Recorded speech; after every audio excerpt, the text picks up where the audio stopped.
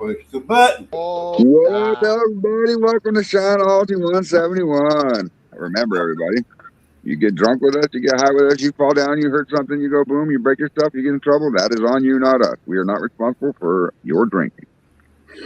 Remember, drink responsibly. And one other only rule: no dicks allowed. I'm going to play this song, and I'll be right back. Here we go. What you got over there sipping on, Phil? Give me 1 second, Ron. I'm going to play this song.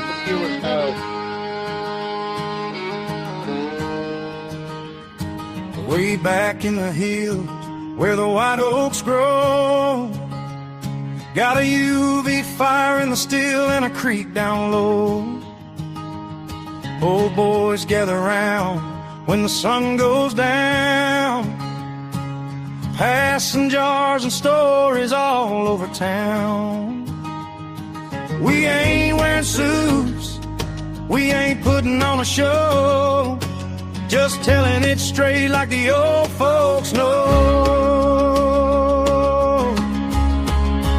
Welcome to Shineology, pull up a chair tonight, where the jars are clear and the laughter's right. From the backwoods roads to the mountain sky, we'll raise one up and let the good time fly. It's the real, the raw, and the true you'll see.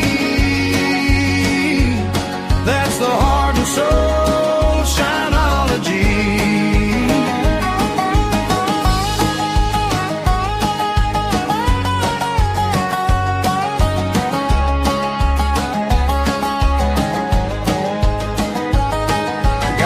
On the porch with a 5-string band, moonlight dancing on a mason jar in his hand.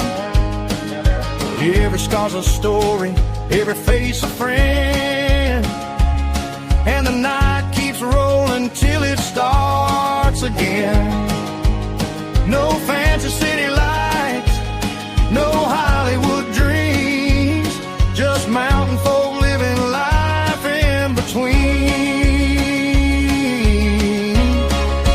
Welcome to Shineology, pull up a chair tonight, where the jars are clear and the laughter's right. From the backwoods roads to the mountain sky, we'll raise one up and let the good times fly. It's the real, the raw, and the true you'll see. That's the heart and soul of Shineology.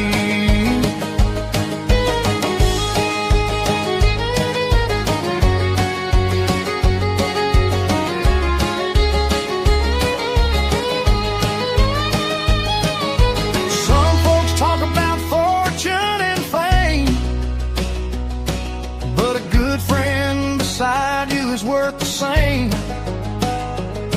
So crank up the music and pour one more. We're keeping these traditions like the ones before. Welcome to Shineology, everybody sing along, where the nights run late and the bond stays strong. From the holler to the highway, near and far, we're all family gathered around the jar. It's the true you'll see. That's the heart and soul of Shineology. Yeah, the real, the raw, and the true you'll see. That's the heart and soul of Shineology.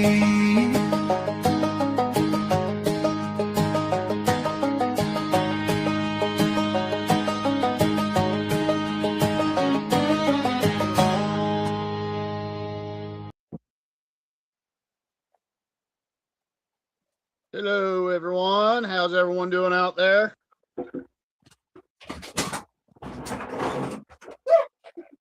Nice to see you, Stephen Corson. See everybody watching. We do have some special guests that'll be coming on later tonight. Yes, we do.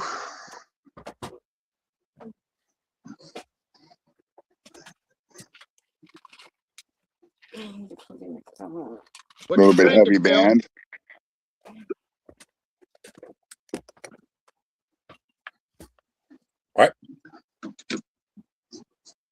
What said, were you drinking? My Milky Way sipping cream. But I'm Milky gonna Way dipping. Any drop. yeah, well, I'm gonna share out the show now. All right. All right. What straight jacket got going on tonight?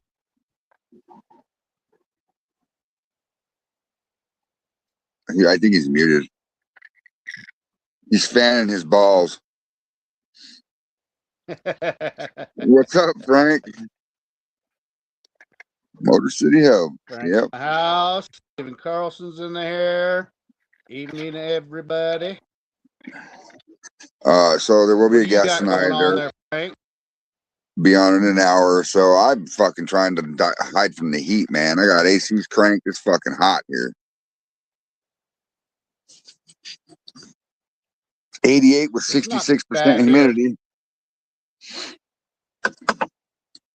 You guys are right below the line of the heat belt, aren't you? What's up, Lisa? Yeah. Hey, Lisa. How you doing?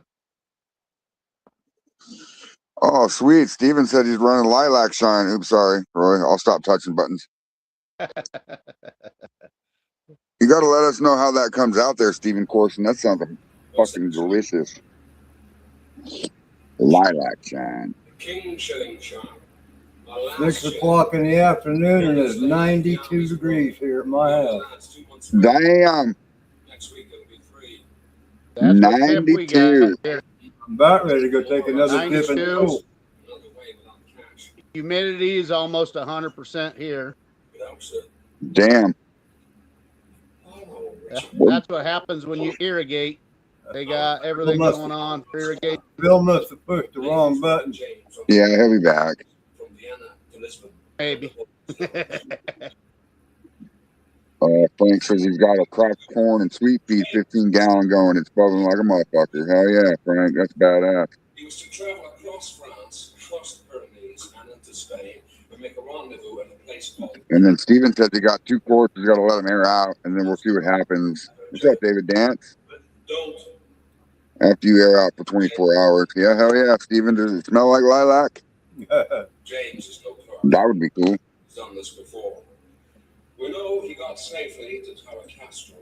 From there, headed that would be cool. Dan Dave in the house. Yeah. We're going to send out a search party. Done it. Major done it. It means going 100 miles into occupied French territory. Care to come along, Charlie? Yeah, the rain missed us last night. Went around. Alone attracts less attention. Also gives me a chance to make contact with my Spanish agents. Oh, a small special force. there's Ding Dong. Here comes Nutjack. In case. What do you mean getting tired of southern rain? Man, with that It's been raining here for days. afternoon, if it rains up, if the rain comes, is it 3 o'clock yet already? The menu will be commanding must know nothing of this mission. Right? Yeah, we can tell by what time. We can tell what time it is by the time the rains get here. Well, that's how it is in Oregon. Whatever happens, one of you must get through to cousin and keep. Steven Colson says it's got a light floral smell to it right now. That's fucking awesome, dude. They like to live rough. Lilac. What proof are you pulling off right now? I expect you at dawn tomorrow. Captain Murray. Yeah. Is an officer of the old school. Yeah, Kentucky parts of flooded in Kentucky are flooded. Like, we're flooded yesterday, and it's still raining. Raising an officer from the ranks. Listen, Yeah, you're not the only one that got all fucked up. Yeah, I I know. was at the brewery for a while, and a buddy of mine, they had a 4th of July party. Axdale had their 4th of July alarms, or their ordeal going on. So we got all fuckered up there. Almost kicked the shit out of someone. Uh-oh.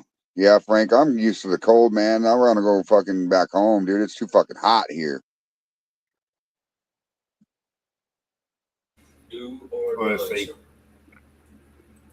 Steven said those jars are 120. Frank says SG of his math is 1.085. Perfect, dude. Hell yeah.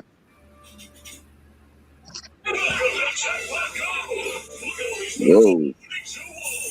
Must be a TV. Hell yeah. Good gravity. Yeah, good gravity. Yep. Good liquid.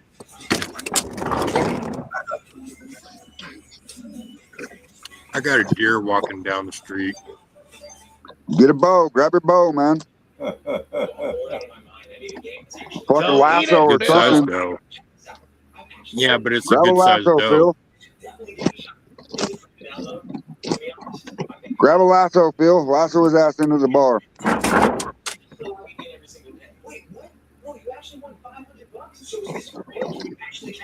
Yeah, I could easily see Phil get his ass kicked by that deer. Yeah. Yeah, Vegas is ridiculous, Frank. Fuck, I went there one time in August, dude. It was 105 degrees and 5 o'clock in the morning. Yeah. Fuck that. When I lived in Reno, it was like that. That's too hot. Yeah, but it's a dry heat. It's not as bad Yeah, when it's it's dry heat. super humid. Right. Kind of hard to sweat in a dry heat. Yeah. Swamp ass.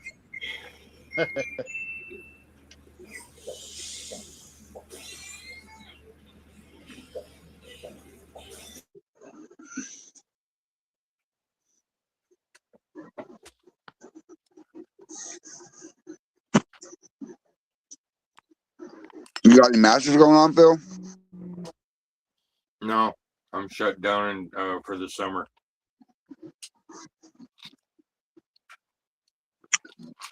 Damn, Frank says he sees 3 turkeys, 2 fawns, and a doe in the back right now. That's awesome, dude. Hell yeah. I'd be snapping pictures. Video, whatever.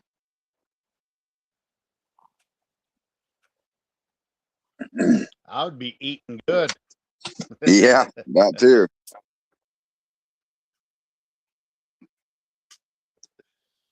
No, the one walking down my street was just a big doe.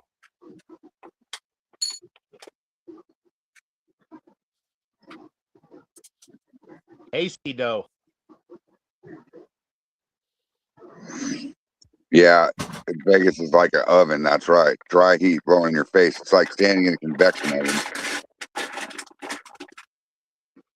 That's right.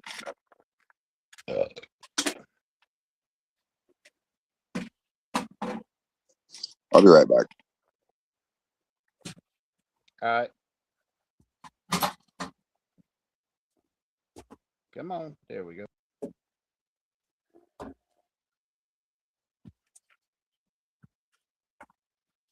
Negative dry heat. Hot. Yep.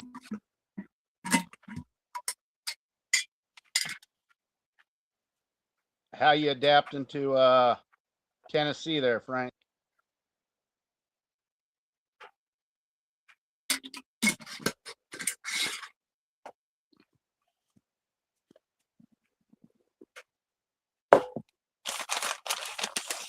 Phil screwing around over there. Getting drunk. I ain't drunk yet. Yeah, the That's night is get still tea. young. In fact, Phil will get drunk. this is the last of the Milky Way. What are you going to drink next? I don't know. Toilet I'll water. figure it out when I get there. So that's kind of like a mudslide you're drinking. Yeah. Yeah. That's cool. You had any patrons lately in your bar? No, but I did have someone message me this morning that was interested. Nice. Yeah, the moist air, it's weird, man. You walk outside from your house and it's like standing in a fucking shower without the water. Yeah, when I was there, it was like a sauna. Yeah, what up, Freddie? Freddie Picardo. Freddie, how you doing, Freddie?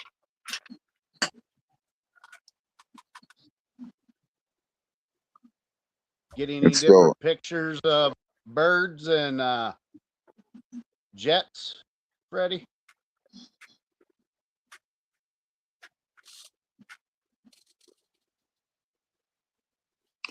yeah, it's pretty cool. Is he a pilot? I don't remember. I know he's I always was talking a about aviation. I was a pilot years ago. If I worry about the rain, I'll never get anything done. Yeah, I know, right, Frank? And then Freddie Picardo says, all good, thank you, yes. Hell yeah. Awesome.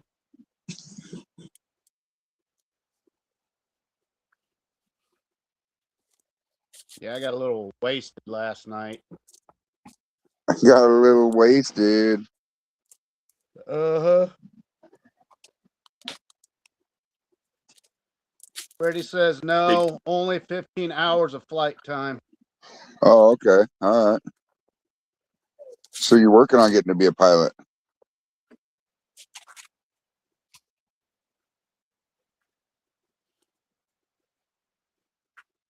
Yeah, I think that's what my one boy wants to do too. He's got an app on his phone to where he knows where any plane within 500 miles is flying and what their destination is.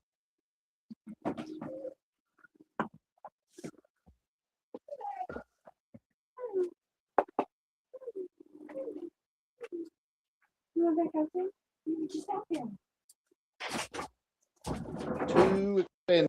Yes, it is.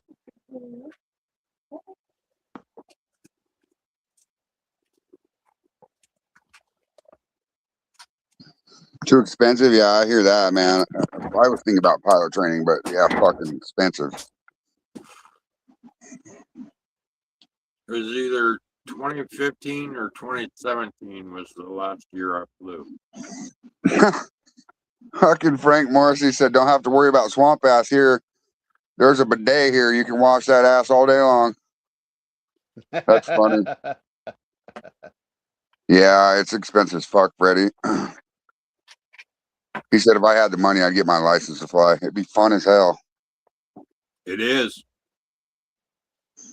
But it's also one of the most expensive hobbies you can have. Yeah.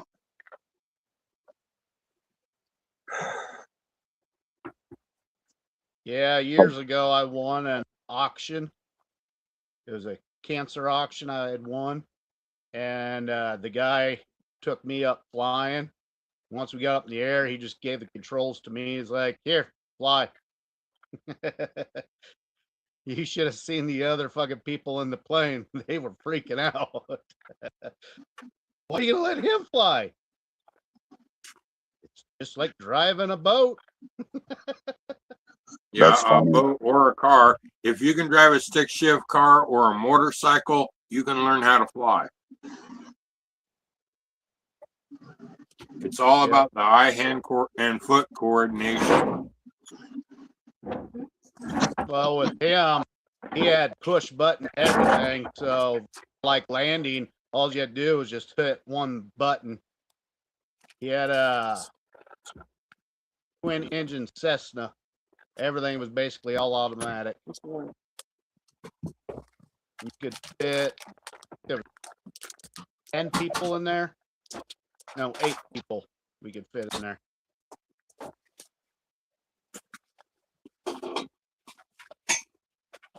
It was fun. Flew around for a couple hours. It would be really fun. He just didn't want to get stuck at the auction because his wife and all her sisters were there, and I think she had 7 sisters altogether. So he got no say in what the hell to do. That's why that's why we went flying. Frank says, my friend in Louisiana has a pilot's license. He used to fly the Apaches and double rotor helos. Oh, yeah, that's awesome as fuck.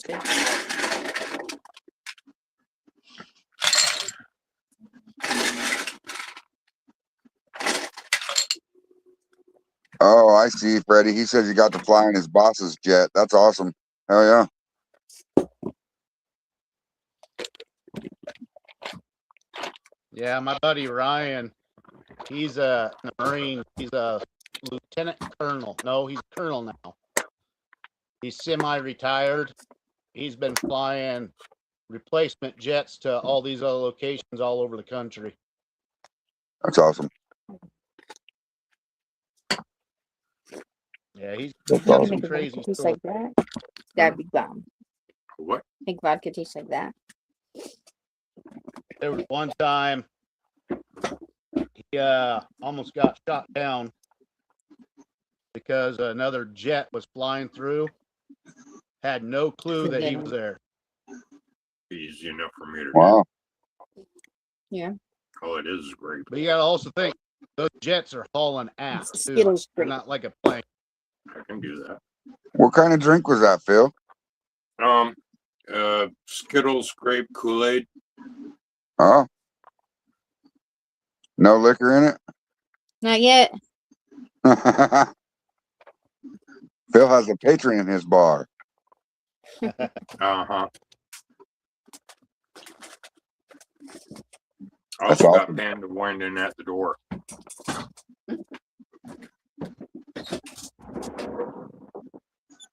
That's kind of a daily thing for you, Phil. Doing Panda. Yeah, I think she's cute as fuck, even though she's a little older. Mm. Panda, go bite Phil. Ha ha ha ha It's not ha. very nice. Mm. Yep, it happens ever so often, Frank.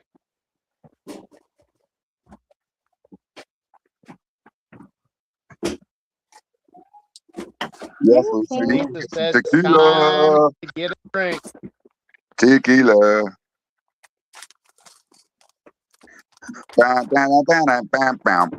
Ba-dam, dam, dam, dam, Tequila! bam. Yeah, that's right.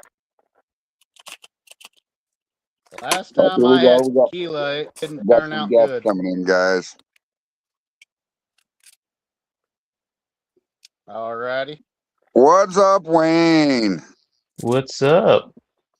This is Wayne, guys, from Of the Fallen. Welcome to the Nice show. speech, man. What's up? What's up? How y'all doing? I'm good. I tried to put you guys' one of your guys' All- prints on the background here. So Oh, I see. Yeah, the broken one. That's pretty cool. yeah, Nice. yeah. I would have tried to. I would have put music on the show, but I can't do that for some reason. When I download something from like YouTube, it has to be sent from me. So no Oh, no worries, though. shit.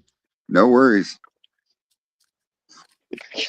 So we are Well, we live right can now. start making music. Are any of your other guys coming on with you? Yeah, my vocalist should be on shortly. Everyone else, I'm not too sure about though. Yeah, no worries. No worries. We probably talk about how you guys got into this stuff and all that good stuff and where you're at nowadays. And yeah. Yeah, for sure. Awesome. Y'all, I'm going to be right back. I'm going to go take a dip in the pool real quick. All right. Yeah. Yeah, it's a hot one. All right. Texas I'll be man's hot. right Oh, you're in Texas. Yeah, we're from Houston, and yeah, it's been freaking hot, dude. Oh, baby. It's 90 or 88 here with 60% humidity in Kentucky. Jeez, I 92 think here. last time I saw 96 and like I think 60 or 70% Yeah. humidity. That's crazy. That's Yeah, about what it it's is. freaking hot. Feels like 106. Yeah. 92 Very here in hot. Florida. And humidity. We're is way the 92 fuck here up with there. 90% humidity. What is it, like 65 here? Yeah, it was 67 about an hour ago. So the guy next to you on the bottom here is Phil. He's from Washington. Oh, I'm nice. from Kentucky. And I The guy feel next sorry to for me- you if you're in the heat wave over Yeah. here in Washington. I'm in the 60s all week. Jeez, man, I would love that. The guy next to me up top is Roy Werner. He's from Nebraska, and the guy next to him that has his emoji right now is from Florida. Oh, nice. I know Florida's definitely up there in the heat. Check out my new marble. Yeah, it's warm, It's called a boulder. very warm. Whatever. Not cool. Yeah, when So- we get I've never seen one to that big. mid-June, late June, irrigation starts up, all the pivots and Hey, there's another size though that's just a little humidity just smaller. stays 90% and higher. Those are like the shooter ones or whatever. Yeah, that's how it is in Texas, especially Houston. Houston is just stupid crazy like that. Yeah, stupid, crazy, humid. Pretty cool. Or like this, but clear with fucking whatever in it. You can see it in color or something. Oops, keep pushing the wrong button. Yeah, I love Sorry. my marbles here, but I hid mine. I use everybody else's. Sorry, I muted Phil for a minute just so we could hear you. All right. Well, we'll wait for your vocalist to come on and stuff. I'm Okay. excited you guys are here. I mean, I know that you're busy, and thank you for taking time out of your guys' busy schedule for sure. Oh yeah, I mean, no, we love it. I mean, we're all have families too and stuff, so trying to balance everything out, it's hard and crucial, but yeah. Yeah, that juggling act can be a pain in the ass sometimes. Yeah, because I think 3/4 of us have kids and stuff too, so that makes it hard as well. I mean, everything like that. So, have I you mean, guys got to start touring Like yet? out of Like, Goldspur? not really.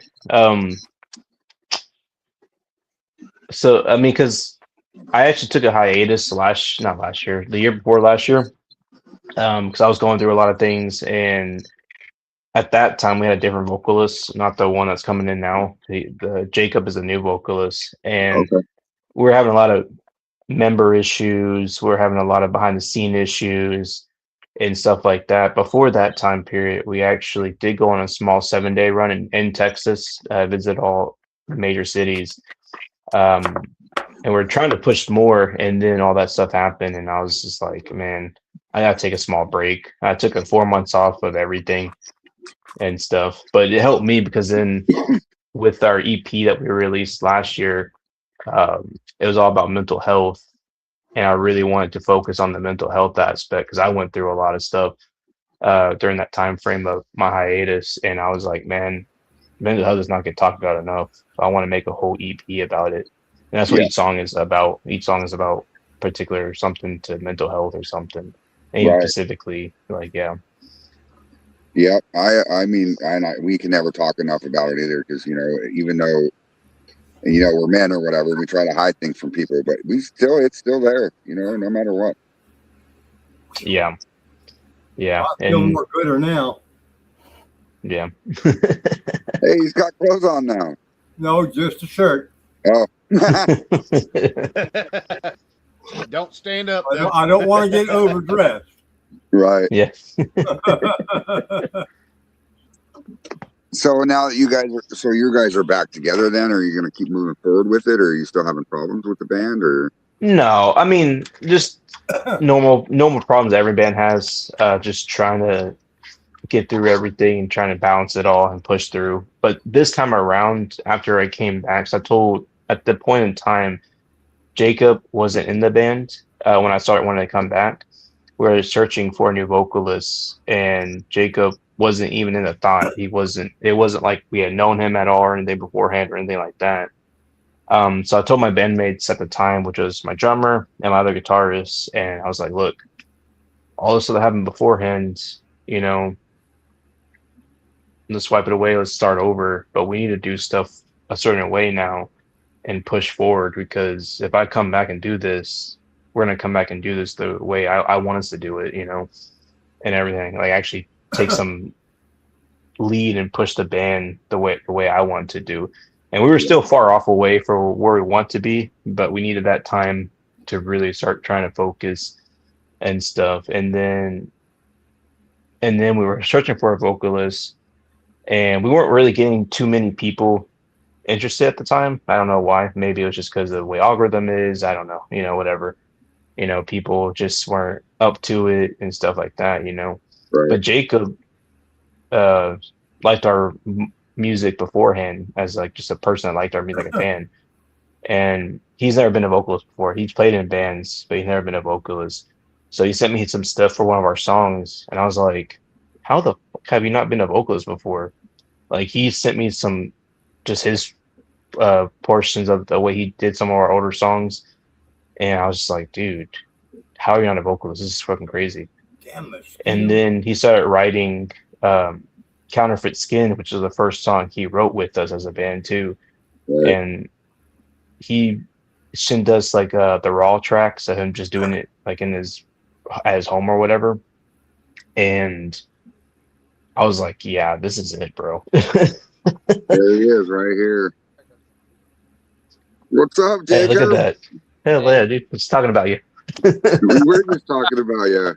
I don't know if that's good or bad, but all right. No, it was all good. All good, man. Yeah, we were I just, talking I about just you. told, yeah. Your I just told him vocalist. how you never did vocals. You never did vocals beforehand. I never did what? Did vocals beforehand before us? No, not really. I did a little bit of backup vocals when I played guitar under my knife, and other than that, I've just been in my room fucking around. Hell yeah. I think you guys are badass, and that's why I was like, hey, I see these guys, and I think that maybe we can spread the word a little bit through the community, because our followers are moonshine. We're moonshine community. You know what I mean? We make liquor. Ooh, yeah. Yep. So I was thinking to myself that if we can get you guys out there through the community on my side, it'd be a little bit Oh yeah. a different avenue of you guys as people that you could have follow you at that point. You know what I'm saying? Yeah. Because we make liquor, and we know a lot of people. So Hey, man. That Yeah. sounds awesome. I Actually. make the best bourbon around. oh, sorry, Jacob, didn't mean to put you on full screen there. My bad. No, you're good. Sometimes sounds dope. I'm gonna try to adjust your volume because I can barely hear you. There we go. It should be better now. Hello, mic check 1 2. Yeah, that's better. Yep. Now, Hi, did you- aren't you supposed to say it like how you'd say it through the microphone, all pissed off and screaming? Well, actually, this is what I was telling Waylon at our last show, because we were talking about how we were going to do I have this strat for mic checks. When they ask me to check the mic, I do my screams, but I do them like kind of quietly, a little bit low. So they'll and then once we start playing, because this last show I was finally like I could hear myself for the first time, and it went so well, in my opinion. Wow. Okay. Yeah, because they'll I know they're trying to mix everything and make it sound good, but like the first show we did and the second show we did, I felt like I could barely hear myself. So when they go, hey, Yeah, check the second mic, show. Yeah. yeah, I give them just like a quiet version of my screams. Sure. Yeah, hell yeah. That's a good counterplay for you. Sorry, Matt. What is that stupid laptop? Join me. She yeah. So what the fuck are you doing? You're in the We've chair. had a few musicians on here lately. Yeah. Big So Don. I bet your baby. I talk to you. Yes. Do you guys okay? So you guys have local shows. Where's your next show at? Where's your next venue? Right now we don't have one particularly lined up. We've been kind of more selective in how we do our shows. We're just trying to get out of our Houston area more. So we're gonna start hitting up areas outside of Houston and things like that. We don't have anything planned just yet because we're also in the middle of writing our next EP. Okay. And with our limited time that we do have, we either have to get everything to write, record, or play a show, So right now I'm like, I kind of want to push out this new music so we have more music to push out and Right. everything, and then we can start playing more shows. I mean, we're still gonna play some shows, but we just nothing lined up right this second though. Yeah, we're really focused on getting the new stuff out because the band has made a decision that like even though they like their older stuff, they're trying to move on from that and Yeah, with because the old vocalists. right, and so we're trying to really solidify this new music and new direction that we're going. And once we do that, I mean, definitely still into shows, but trying to get the new stuff out, the new direction going, so that we can push forward and go that way before we Yeah. actually get out. And then definitely, like Wayne said, really trying to focus on getting out of Houston because there's plenty of opportunities down here in Houston. Houston's such a big city. There's such a big scene. Obviously, you can't play in the same town over and over again. You got to branch out. You wear it out. Right. Yeah, that too. Yeah, but Houston is so big. Technically, you probably could get away with more shows because Houston's so big. It's like 3 cities in one. Right. Yeah. It's crazy. It's crazy how big Houston How is, many and there's people are in always stuff Houston? going on. I don't even know the top of my head, but I know that there's pretty much every day there's a show somewhere. Okay. Oh yeah. Like I a good. try to Yeah. follow all the venues. Yeah, because now that I work on the day shift and get off like mid-afternoon, I'm trying to get myself in a position to where I can start going to more local shows and like networking the scene and stuff. Yeah, because there's something going on every single day. Oh yeah. Yeah, That's which is awesome because I know a lot of places are not like that. Some places maybe get once a week, twice a week, and here you have like 2 or 3 shows happening a day. Because Right. we have such a big city and not even just small local shows, but big shows, big tours that come through, and then some, and they have them throughout the week a lot too. So that's pretty cool. It's a nice little pocket. Bleeding Through and I Declare War just came through and played at the end, the place that we last played at. I mean, even like they big names coming through to the still smaller venues even all the time. Yeah, Houston's wild in the best way. Yeah, in the That's best way. awesome. That's awesome. Louder Than Life is right here in Louisville, Kentucky. So Oh, hell yeah, dude. Yes. Yeah. I've been wanting to go to one of like those bigger festivals like that so much. It's just money, yeah, Yeah. We'd definitely. love to play that one day too. That'd be so awesome to play it too. That would be awesome, dude. Hey, yeah, that'd be great. I'm gonna go to the banner here real quick. Do you guys Do you have a website or anything that you guys can put out there, maybe so your fans can find you and stuff? Say it again. Do you guys have a website or anything for all of the Fallon? The only thing we have is a link tree. We have that. Yeah, it just goes to all our links we have for all the social medias and Spotify and YouTube and all that stuff. Okay, what is your link tree? I don't know how do I send it? I don't know how to send it on here, to be honest. You can just tell me, I'll spell it, and we'll put it on a banner and scroll across the screen real quick. I have to look it up because it's like a whole little thing. Let me see real quick. Oh yeah, no worries. I see there's a little message. A little what? I don't know if there's a messenger can send this through or not. I don't know if y'all can see that. I just sent something through. Oh yeah, I got you. This was it's like the whole. I think it has to have all that in there and everything. What? We used to have a actual website, but it costs money to have that thing keep going. I'm like, yeah, I can't. How did you I come can't be by pushing your that. name? So back originally when we had like way before any, I'm the sole member of the band that started everything that's left. So this was back probably 6 or 7 years ago when me and a couple of my other friends were just jamming just for fun, and it wasn't even like trying to do anything crazy with it. And my drummer at that time, there's 2 different things that happened. My drummer at that time, I think it's from a Demi Borgir song, where something came up with the lyrics of that. And then we were thinking about it, And what can we do where, it kind of sound like, you know, like when you fall and you get up or something, or of the fallen, or kind of like when you need to just keep moving forward, you're like kind of like from that rising from the ashes or something. Right, So right. kind of two different things that happened, and then we decided at that time of the fallen and everything. So hey, that's a pretty cool name, and I think my drummer at the time also had it from a song too, and everything. And funny enough, when we were first looking at that name, I literally looked everywhere for this name to make sure it wasn't a different band. Right. And then as we decided on it and we kept pushing forward and we're doing some okay stuff on social media and everything, then I started seeing it pop up, and then I found out that there was another band, a black metal band, that changed their name after a while. I think from Dallas, that was Of the Fallen.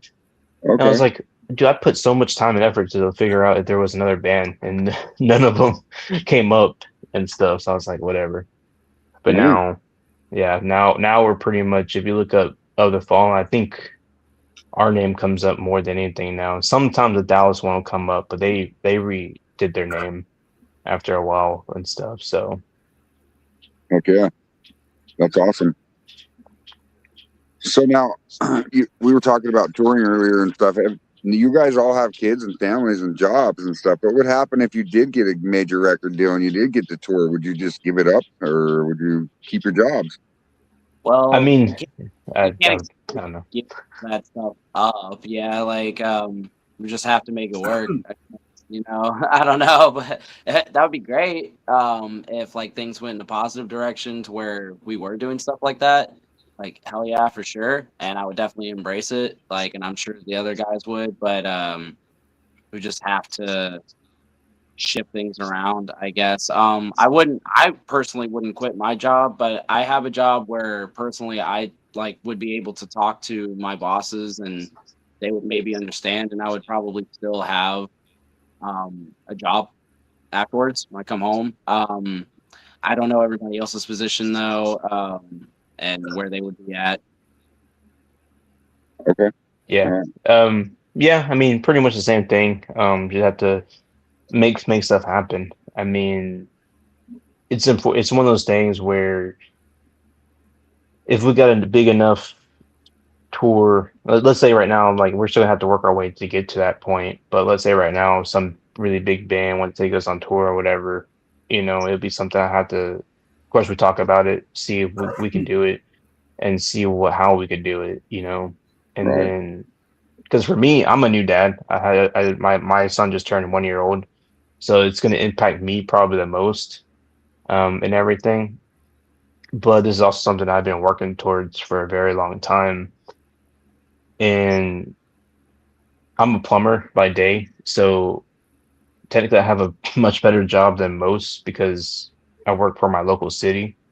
So I work for the city as a plumber, so I get a lot of cool benefits and I get a lot of cool like things I can use for like time off and everything. But I'm also a plumber too, so for me it'd be easier to find jobs if I really really had to. Right. Um, Right. but pretty much it'd just be just looking at it, seeing what we can do, how we can do it, and being able to just figure out, okay, so we have this 15-day run. How are we gonna do it? What can we do to help ourselves do this? Even with the family and everything. And of course, Yeah, if it's more than enough in advance, that we can definitely figure things out. Because we did get asked a couple of times for tours and small runs, but they're within a month or 2 months. I was just like, man, there's no way we can do all that within a month. yeah, Yeah. Yeah, I was like, there's one that I think was like 10 days, maybe or more. And I guess I had a band drop or something happened with it. And they asked us, I was like, there's no way we can do a 10-day tour in a month. And I don't Right. anymore. I think some of the stuff was still being because there's a lot of holes in it. Something else was going on with it or something. And I was just like, there's just no way we can do that. I mean, realistically, even if it was a big tour, I don't know, because you have to have time to promote it, time to market it, get the stuff in to help you do that tour. and everything like that. I'm just like, dude, I don't know about that. Hell yeah. I can only imagine what it'd be like to be a musician, dude. I mean, I built houses and shit, so I think would that's why, never. right? Yeah, he helps build houses and stuff too. Yeah. Yeah, I would Our never. drummer does that. Oh, really? Go retire. Yeah. Driver. I can only imagine with a nail gun on a job site. Bop, bop, bop, bop, bop, bop. I'm just kidding. Yeah, I he would pretty be. much does. Like my drummer owns his. They're their own contractors, so Okay. they do all that too. And yeah, so they don't have no problems. All their kids are grown, they're out and stuff, and then they have their own job. So yeah, so they know about the building houses and everything. Hell yeah, that's awesome. Yeah, that's kind of a position that like Wayne said, with him being a plumber and everything else, he's pretty much set with his job and stuff. But even if things went a certain way and maybe he didn't have his exact position again and had to get another one, him being a plumber by trade, that's obviously like very needed, very Yeah, position everywhere. job.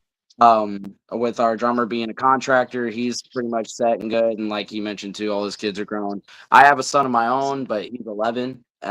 So he's with his mom, so it's a little bit of an easier situation on my end.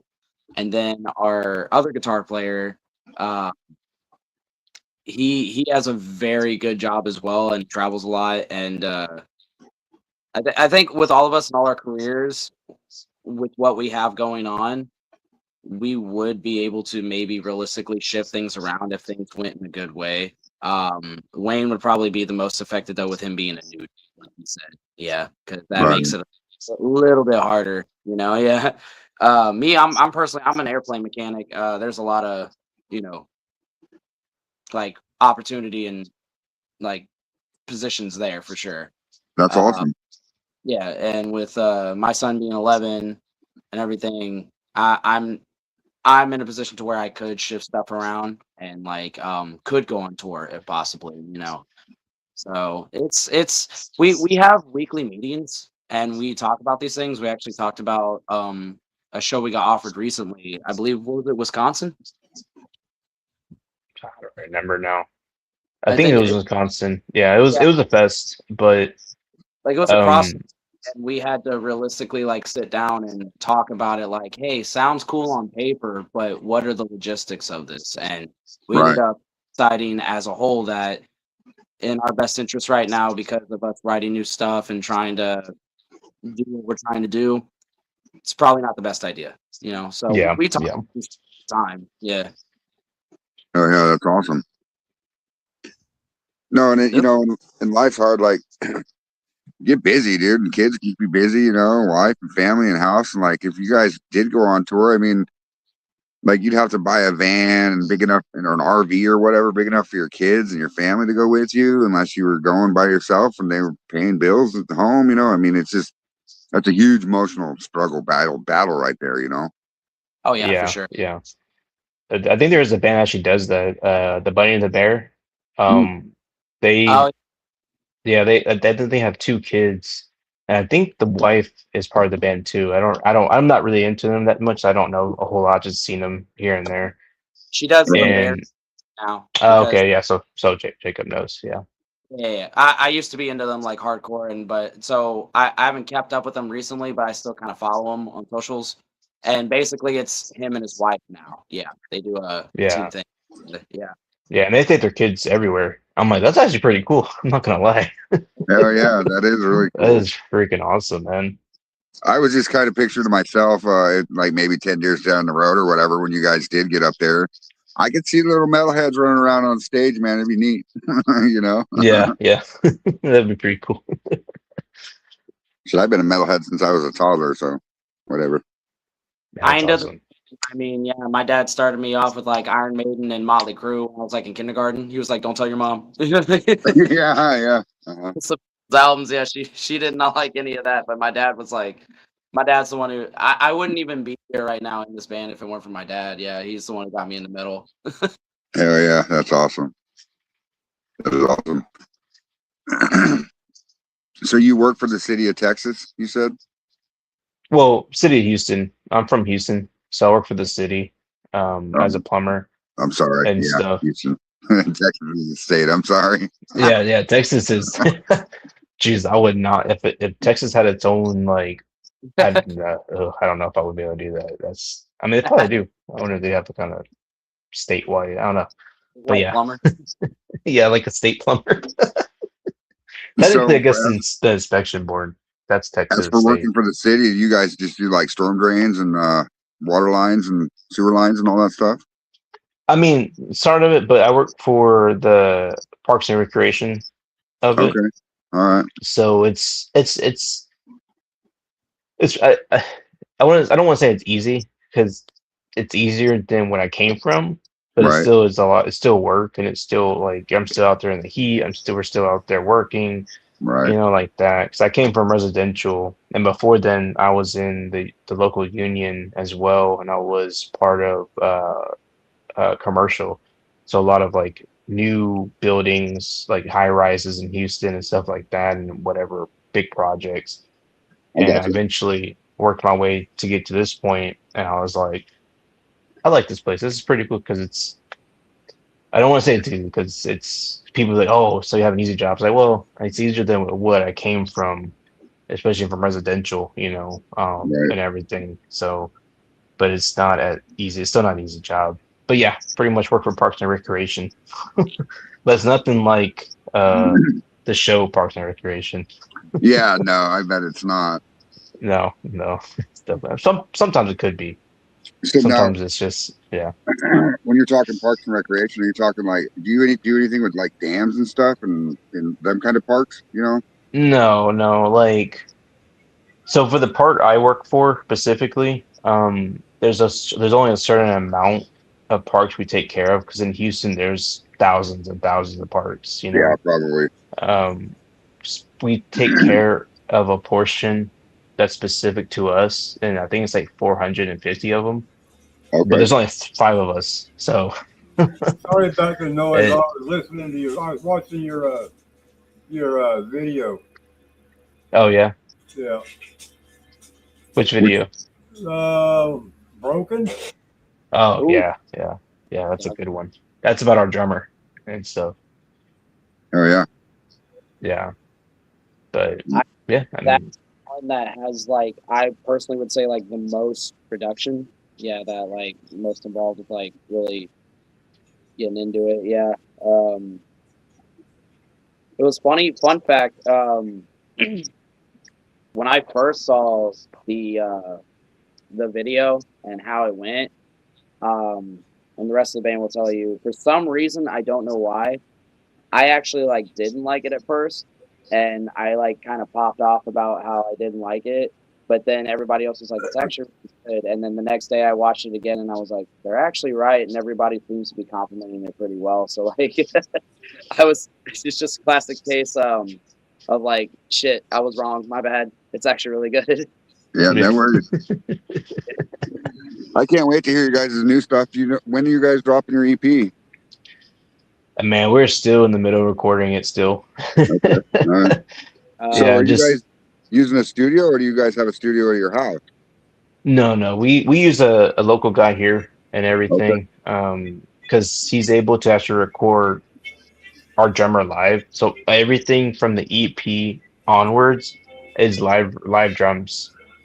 So from our last EP, in Okay. one form or another. So everything on that EP is live drums, and everything from here on forth is also me live drums. So he has a setup and stuff like that there too for us to do that. So and we really want to do that, because they're like because some of the stuff you probably can't tell sometimes, but at the same time right now because our drummer he seems to do better with the way he like plays and or does things for when it transfers to us writing to recording to playing live, and when he plays it within how he plays in the record like actually playing it, I've noticed it's a lot better transition to every aspect of everything instead of hey, I wrote this, I'm gonna have this guy punch it in, What's and up, then go Waylon? play it live. So I was like, That's Yeah. Waylon. I'm not sure what's up with this video feed. Oh, is that somebody? Or is that him trying to come in? Yeah, Waylon. Maybe it Yeah, could be. there he is. Oh, there's Waylon. What's up? His mic is muted. Your mic is muted, Waylon. Oh, Oh, wrong button. He'll be back. they also live out in part of Texas where it's like their signal gets lost and stuff too, like middle of nowhere. They live in the middle of nowhere, so Yeah. they might have some 3 hours signal away. issues. Yeah, 3 hours away from us. That's Yeah. awesome, though. I mean, I mean, in my opinion, it just shows how it's like, damn, they're really dedicated to this shit. Yeah, because y'all been, I mean, the Fallon's been around for a long time. I was, like I said, in another band, and we played a couple of shows with them actually. And then just about little over 2 years ago now, which is wild now that I say that out loud. It's already been almost 2 years. But Wayne just posted one day, hey, we're looking for a new singer. And I was out of the band that I was in, and I literally was doing nothing. And I was just like, I mean, I scream, I yell. yeah. Oh, yeah. Hit him up. Yeah, And that's awesome. there, man. Yeah. That is awesome. You know, and everything's meant to happen for a reason. So, Oh, it's been such a fucking awesome experience. I've never recorded in a studio before. I've never filmed a music video. My last band that I was in, great guys, they were all cool, but I will be very frank and honest, the band sucked. Like we weren't any good. We weren't on par with each other. They didn't take practice seriously. The very, very first time Wayne invited me to come jam with them and just see how things go, they're pulling out a fucking whiteboard, like they're having a whole meeting, they're having plans, they're like I was like, wow, they actually take this shit really seriously, like, and it was refreshing. It was kind of nice actually. I was like, this is cool. Okay, I can get down with this. yeah, hell yeah, that's awesome. Yeah, they really like they've been fucking working their asses off, and I'm feel lucky to be a part of it. Hell yeah. That's Yeah, awesome. especially with the time that we have. Like I said, we all have families and jobs, so it takes a lot of effort to even just pursue this on the level we're on right now, you know. Right. Which to me, we're just here. Like we're not like a big band or anything. We're still local. We're just having fun with it. We're just creating music, and hopefully it speaks to the people it needs to speak to. I mean, that's really what it comes down to and Yeah. stuff. And even on that level, it's a lot of work just to put that into it and then try to push it out and everything as well. Yeah. That's awesome. That's another thing that caught my attention the first time too, and they mentioned it right off the bat, and Wayne was explaining to me everything from the first time about how they're trying to make music that like reaches to people, speaks out to people, and with this EP they were covering like mental health issues and everything, and I was like, oh, that's right down my alley because I have mental health issues, you know. Yeah, yeah. It's kind of where the after we talked about it a while, that's where the name for the EP in one form or another came from, because I was like, I feel like everybody struggles with something. Oh yeah. Oh yeah. So in one form or another, everybody got something going on. Yeah. And Yeah. I was like, wow, they really, yeah. And they like to have a lot of fun and shit, but they take the shit seriously at the same time too. I think it's that good, nice balance, you know, between like making sure it feels good, it sounds good, and it reaches out and speaks to people, but we have fun also while doing it. Oh yeah, that's awesome. So as a Yeah, if you're not band, having fun, it's always a pain in the ass. yeah. Right. Yeah. Yeah. So as a band, when you guys are practicing together, what was one of the biggest bloopers that you guys have had? Say it again. The biggest blooper, you know, like where you're practicing and something falls over or somebody messes up or something happens. It's funny. Like during a live show or just in practice, Just practice. What was one of the funniest moments you guys had? Man, I don't even know. What was it? It wasn't the last practice. I think it was the practice before, where I think it was because Wayne, when he practices, he has in-ears and everybody else doesn't. And him and the other guitar player, they're playing everything perfectly, but one of them was just slightly faster than the other, and I was watching them both at real time, and like they're both playing perfectly, but one was just slightly ahead of the other, and I was like, okay, y'all gotta figure this out. And Yeah. I think it's synthetic, that's what it was. We were practicing synthetic. I just posted a video too. I went through our drive, and while we practiced, the drummer's wife and our other guitarist, Alexis, his wife, they filmed while we're practicing, so we can have some more content and stuff. And they tend to catch a lot of stuff. Well, they caught a video of me, like, cause since I'm the vocalist, I don't have to do a lot equipment wise to set up. Wayne, Waylon, and Alexis, they've got to set up their gear and everything. They're trying to dial in their tones. So while Wayne's trying to dial in his tone, I'm just kind of dicking around on the microphone. And I had this joke where it was talking about like a cooking show with Creed, and I was like, "Welcome to Cooking with Creed. We're gonna make some scrambled hogs." And like Wayne is like definitely dialing his tone, and he looks annoyed as fuck. I'm like, bro, what the fuck? So like, last practice too, I was doing this thing where like I had a bad day beforehand, so I was trying to have fun at practice, and so after we went through the set a few times, we're going through it like a third or fourth time. Instead of actually like doing the screams and like the growls where they're supposed to come in, I kind of just like made funny noises instead. So I'm like, and then suddenly I go, and like, and you can tell it threw them off guard. They're trying to play, they're trying to actually practice, but they're also like trying to keep it together. Yeah, I was like laughing. That's funny. Hell yeah. Throw them off. That makes me laugh. I remember is that there was Wayne's a big sports fan, and there was a Texans game going on, and we're trying to practice. Yeah. And literally while he's playing, he has his phone. I'm watching the game. Yeah, I'm watching the game while playing. On video too. That was hilarious. That's awesome. Yeah, I guess I forgot about that. Yeah. I'm a huge Astros fan and Texans fan. So I'm from Houston, so yeah. But I'm into sports too, like that. So if there is a game going on while we're playing, I'll put it on my stuff, and 9% of the time I'm probably watching it. And you can probably catch it in our content videos. You can probably catch some of it if you're watching close enough. Of course, most of it's cut and edited, but for you to get certain parts of what we need, but you'll probably see parts of it where there's a phone randomly somewhere, and you're like, I think there's a game on that phone. That's so awesome. So you telling me one of these years when I go see you guys when you're touring or whatever, you're gonna have a TV set up on the stage that the guitarist is looking at watching a game? Yo, I don't know about that. Maybe, but I don't know. It depends on the game. If it's like a Super Bowl World Series kind of game, maybe.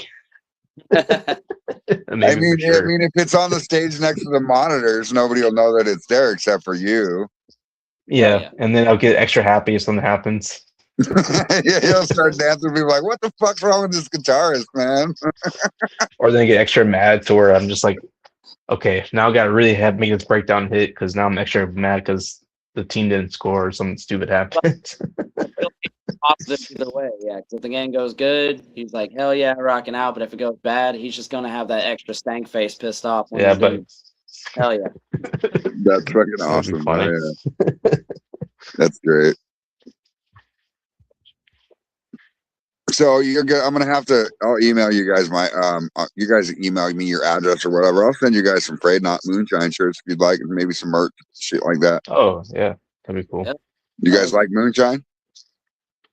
Yeah. I mean, it depends on like, you mean like real moonshine or just? Oh, it's real moonshine, baby. Yeah, it's made right here on the still. So I'll take a sip. Yeah, when I used to work in my commercial, one of my journeymen at the time I was still an apprentice, one of my journeymen made moonshine as well, and he made this one. I think it was apple pie or something. Oh, yeah. Uh-huh. And holy crap! And he had it in mason jars and everything. And holy crap, do you drink that? And you had no idea you're drinking alcohol, like Right. at all. It just, and by the time you get to half of the mason jar, like you messed up. Yeah. Yeah. Yeah, I'm like, holy crap, you're gone. You're just gone. So the That guy shit's that's good above though. you, Wayne, he owns his own bar, right? And he's also a distiller. And he was drinking a minute ago. He was drinking Milky Way moonshine. Milky. That's Yeah, Milky crazy. Way. What the heck? Yeah, Yeah. That is crazy. I make all kinds of different flavors. And the Milky cool. Way is kind of, you guys ever had mudslide, but it's more of a Milky Way, and it's made with moonshine as a base. So it's like having a mudslide, but at 40 proof alcohol, or 40 proof, 40 proof, right? Phil, you said 70 proof. Mine was at 50 proof. So yeah, Okay. Above. Yep. so you'll Yeah. get drunk off of it real quick. Yeah. Yeah. Tasty as fuck. Yeah. Those are dangerous Yeah, ones. the You last you don't even know. show that we had, Phil passed out. He woke up and then he went head over heels, literally. That's funny. That's funny. Yeah, I actually passed out in my chair here. Oh wow. Yeah, that was literally Saturday. Today's Sunday, so yeah, just yesterday I got off of work and my buddy was like, "What are you doing?" I was like, "Why?" I already knew. He was like, "I got the 750 a crown. Come over," and I was like, "Alrighty, I'm on my way." Hell And yeah. hung out, chilling in his kitchen, and then I woke up on his couch this morning. Oh shit. Hold on, what? Yeah. That's awesome. So, okay, on that note, I don't know if you drink or not, Wayne, but Jacob, when you I do. drink, okay, so on that note, when you guys drink, do you get more creative when it comes to writing music? I I would. personally, I'd probably say for myself. Oh no, Jacob. Oh, sorry. No, yeah. No, I would say honestly, drinking is not a factor in the creative process. That's actually where the shittier ideas come out. You know what I mean? If anything, I personally, for me, if I'm going to have something that influences my creativity, I actually take psilocybin mushrooms on the regular, and that will actually affect my creativity and writing process and stuff if I am in that mood in a positive way. Drinking, no, I don't factor that into writing or making or creating. Yeah. Okay. I was just wondering. Same for me. Because when I drink, I'm more of a relaxed mindset. So if I drink, I'm not gonna be working on probably Same. music stuff. I like to just chill. I'm a really chill drinker. I just like to just chill and play on my phone, watch like the games. Once in a while, I may have like that creativity in that process, but it's very, very rare. Because I can't concentrate on like my melodies, and I can't concentrate on like my structure. I want to make the songs and how I want to do it. In fact, the best time I actually have my ideas is when I work out in the morning and I have like the pre-workout in me, and I'm just pumping and everything and whatever. And I hear something, either a song or something, or I have an idea. I'm like, I wonder what this would sound like. And then after I work out, yeah, like lifting weights and stuff, and or doing whatever I'm doing, and then I hear like a song, and I'm like, that's a badass riff. I wonder what song this is. I look it up, and then I'm like, okay, this band, okay. And then I have it in my head, and then I start thinking of different ways of how I would make it sound Right. for the band. And then at some point after my workout and after I get my other duties done, I'll come start working on stuff and everything. So pretty much my drug of choice for it would be caffeine, because caffeine is a drug and stuff. This is number one drug in the world. And then, oh gosh, if I can, that's where I get all my creative ideas and stuff too. Like when I'm like working out and have like the pump going and stuff like that. That's awesome. That's awesome. See, and then you get people like me drink moonshine or whatever, and I like to play with copper, and I like end up making mini stills and shit when I'm drunk. You know what I mean? Oh, Stuff that's like cool. that. Yeah. Oh, okay. So, yeah, we Yeah, come see, up, and those then are pretty cool. one of the fun parts that we have on the show, other than Phil falling out when he gets drunk, but we've done Mythbusters with his bar before. Like we've checked his alcohol with alcohometers and stuff because you get like Jack Daniel's Blackberry, right, or something like that, or Crown Royal Yeah. Apple. Right? You think that it's distilled into the liquor, but when you test it with But a it's not. hydrometer, it says 0, so it's telling you there's sugar content in that liquor, Yeah. so it's post flavored. Yeah. That's crazy. I didn't know anything about that. That's Yeah, crazy. that was our version of Mythbusters. Yeah, it was. Yeah, that's cool. That's crazy. What the fuck? That's cool, actually. Busted on that shit. Yeah. Yeah. So And see- I am a huge into whiskey. Whiskey and rum are probably my two favorite. I like liquors. Yeah, I used to be more of a like a vodka and rum guy when I was younger. Ugh, Now okay. it's definitely more of a if I am gonna drink liquor, it's probably gonna be whiskey or bourbon. Yeah. Yeah, bourbon. Yeah. Yeah. Now I am not opposed. I still have like my sister-in-law. She'll hit me up and be like, "Hey, what are you doing? Come over." And she loves Tito's, which is like the #1 main brand of vodka here in Texas. Yep. Yeah, and she constantly she loves that shit, and she'll be like, "You want a shot?" And I'll be like, "Well, I'm not gonna say no." Right. Right. All right, why not? Yeah. So outside of the band world or your guys' music world, do you guys ever hang out just to hang out with each other, or is it just more business? I mean, I Either way. wish we could. I mean, sometimes we do, but everyone's like scheduled and family and stuff like that. We probably don't spend as much time as just like friends or something that we Right. should, to be really honest. I mean, so I guess technically it's more of like a business style where we're together and we have a goal in mind. Right. But when we do get together, we do have fun, and it's like, oh, we never been apart, we are friends, and things like that. So it's not like, oh, I gotta freaking go hang out with this fucking dude. Like, what the fuck, man? Right. Or something Right. like that. It's Right. more like, oh, we get to hang out finally. Okay, cool. Let's go eat, let's go drink, let's go, even if it's something like just going to the wing place, let's go to the wings and get some food and just talk and then just go separate ways. Yeah. We still Yeah, have but those- with everyone's schedule and stuff, it's just harder to do. I would say that we still have those moments where like we are of course doing band stuff, like when we've had to shoot a music video or do practice. Oh yeah, that's true too. Or everybody's setting up and getting ready to leave, and they're like, "Well, I'm kind of hungry. You want to go to this restaurant and grab some beers, and some wings, and shit or something?" And we're like, "Oh yeah." Or like our last show, Oh, after the we pizza. yeah, we had just kind of hanging out. Yeah. I forgot about that. Yeah. Yeah, we still have those moments when we can. Yeah. Right. And you guys live so far apart from each other, so I could see how hard it would be with job schedules and Yeah, technically, yeah, because I think me and Jacob are the only ones that probably have the same schedule now. Before Jacob had the overnight or not overnight or night schedule or whatever it was. Work a And weird. then, Yeah. yeah. So now we probably do have a more schedule, but with my kid and everything and stuff, I have to do my parent duties too.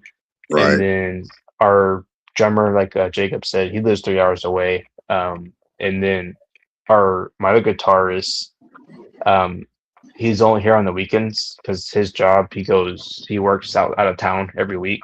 Sure. So like we technically are very spread out, and then we don't have a bassist, so it's my laptop, but so Bob is always here. So You battery off and bases. yeah. That's He's pretty funny. much, yeah. We are looking for a bassist, but it's probably more me. I'm pretty picky right now with it because since we have limited time already and we have limited, I wouldn't say resources, but limited like in how we have to use our time. Right. And then when we do need to use our time together to get together for like rehearsals, music videos, stuff like that, the person has to be on board with what we need, and so far, I don't know if it's just we got into hits and stuff, but then I just get ghosted and stuff. So I'm just like, and I'm not in a horrible need for a bassist for the band. Bob is going to do the work for right now. So I'm not like, oh my God, we need a bassist right this second, you know. And Yeah, sure, we could probably hire someone. We could probably hire people to help us with shows.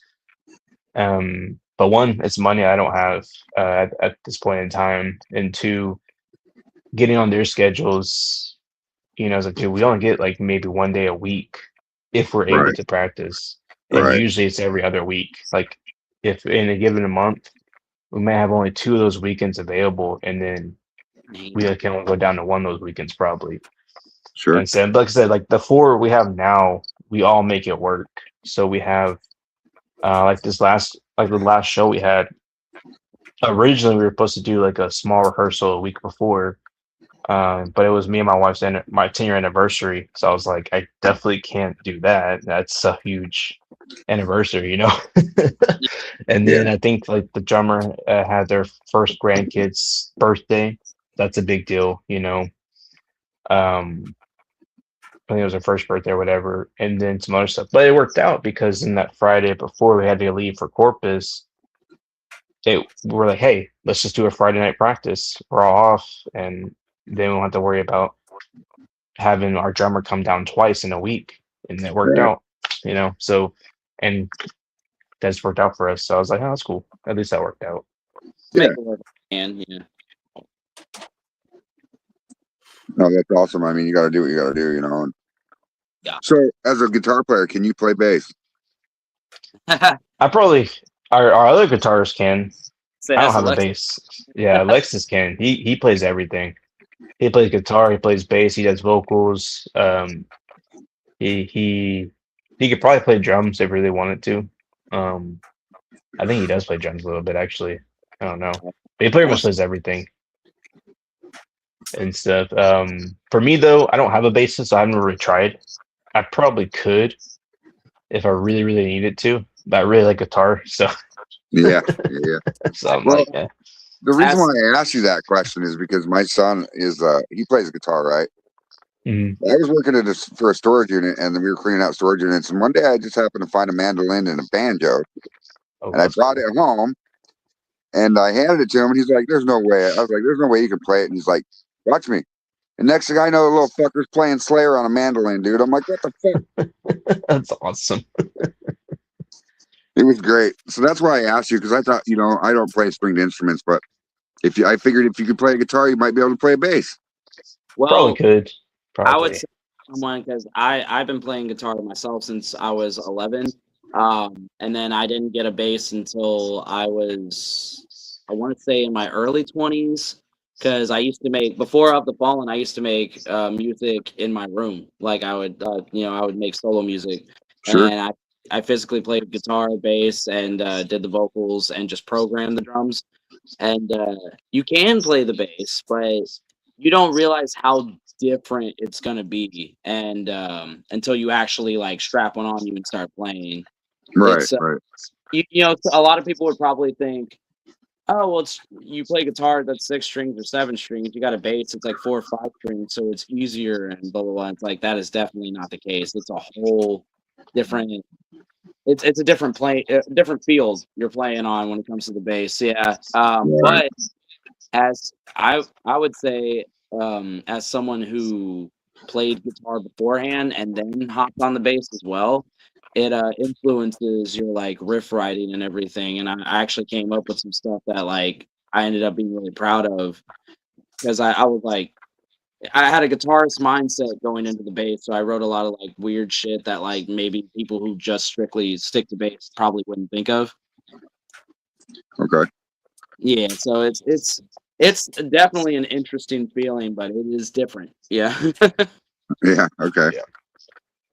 That's what I was wondering about. Because, you know, it is different octave, different tone, different pitch, you know. It's String different. gauge is different too. Yeah. Yeah. Yeah, them strings be thick, my guy. Yeah. Be thick. Yeah. Be thick. Thick. 3 C's. Sure. It's like playing a piano, but sideways. Yeah. Yeah. Pretty. Yeah. Jesus, man. Oh yeah, but I think Alexis plays piano too. Does he? I think so. I think because he in the band he used to be in before us. They were more experimental and they were more I don't know what the other word is, melodic. I don't know, but I Okay, never yeah. seen him once live before he joined us. I've never seen them live one day back then, and I was like, holy crap, dude, they are intricate and it's just like crazy shit going everywhere. That's That's awesome.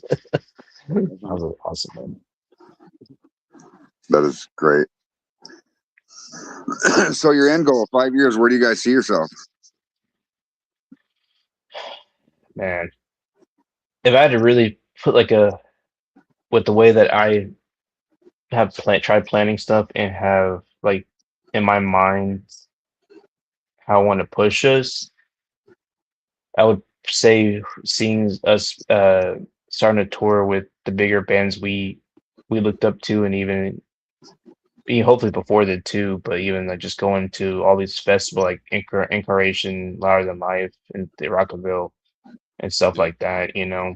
and things of that nature and stuff.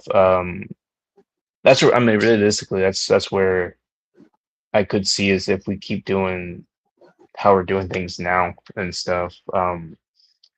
It's gonna take more. Of course, it's gonna take more. Like we have to put more into it, just like any other band, But that's my personal. Yeah, I would say kind of on the same page as Wayne. Maybe hopefully. I mean, of course we would always hope, but I do have a good usually I'm very negative about things just general in life, but I feel very positive about our newer stuff. The way that like cuz all the fellas Wayne and Alexis and all of them especially like they are writing all of the new music. And of course my department is just dealing with the vocals, but they have been writing such good stuff and I have these ideas that I'm coming up with that hopefully will catch traction of like throwing things out there vocally because I've been experimenting a lot with my vocals that will catch people's attention. They'll hear that and go, "What the fuck was that?" in like a good way. They'll be like, "Holy Right. shit!" So, Oh yeah. hopefully, maybe in the years coming up, we put out our new stuff. My goal is to hopefully they'll hear that and so, of course, what the fuck was that? And they go, "Who is this band? What is this band? I need to know their name right now." And Right. maybe it catch the attention of like some big names, some big heads who are in the industry. We're just continuing to push it forward and trying to do what we can while we can. And but that it really, I'm really hoping like and riding all this new material coming up. But I have such confidence in it because. With like for example with this last EP, they already had all of the music written and done, and like two of the songs they already had the lyrics and vocals already like set in stone. Right. So Yeah, it's because it was previously recorded with our old vocalists, and we didn't have the time or the money to re-record them and redo everything. So I was like, let's just put your vocals on it, and we'll just go from there. And like Counterfeit Skin 333 and Slav to Spawn, those were the only three that I actually wrote the lyrics and vocal patterns for. With this new stuff, we're all writing it together, and I feel like we have the best people around to do it with now that we're actually like all in it writing new stuff together, and that's why I'm very confident in this new stuff once it comes out. I think people are going to be like, "God damn," Hell yeah. Hell yeah, brother, but for real, right? That's awesome. It's gonna be like, damn, this shit's good. It's better than their other stuff, and I'm confident in that. And hopefully that will get us get our foots in the doorways of where we want to go in the next 5 years. Oh yeah, that'd be awesome. Well, I can't wait to see you guys grow, for sure. Oh yeah, dude. Yeah, I can't wait either. I mean, it just starts with us, to be honest, and everything we do and put into it, but the more important part is I hope that our music connects with the people it needs to. Yeah. Especially with the newer stuff. So with this the old EP, it was about mental health issues that we all deal with. Right. So there's anxiety, depression, PTSD, addiction, and body dysphoria, and things of that nature. With the new EP, we are taking that same route, but we're gonna dive more into the more extreme sides, like bipolar disorders, schizophrenia, um, and things of that nature. And I know there's more. I can't remember right off the top of my head though. Yeah, where I said it was going, it was like I want to take the direction of focusing on the mental health, but this last EP was like what Wayne said is it personally affected us and what we went through. Now Right. it's more of like what we went through with other people who experience these things and how it affects everybody else. Right. Right. Yeah. I think it's going to be awesome. I can't wait for you guys to drop this shit. I love your guys' music, dude. I really Yeah, do. they appreciate that.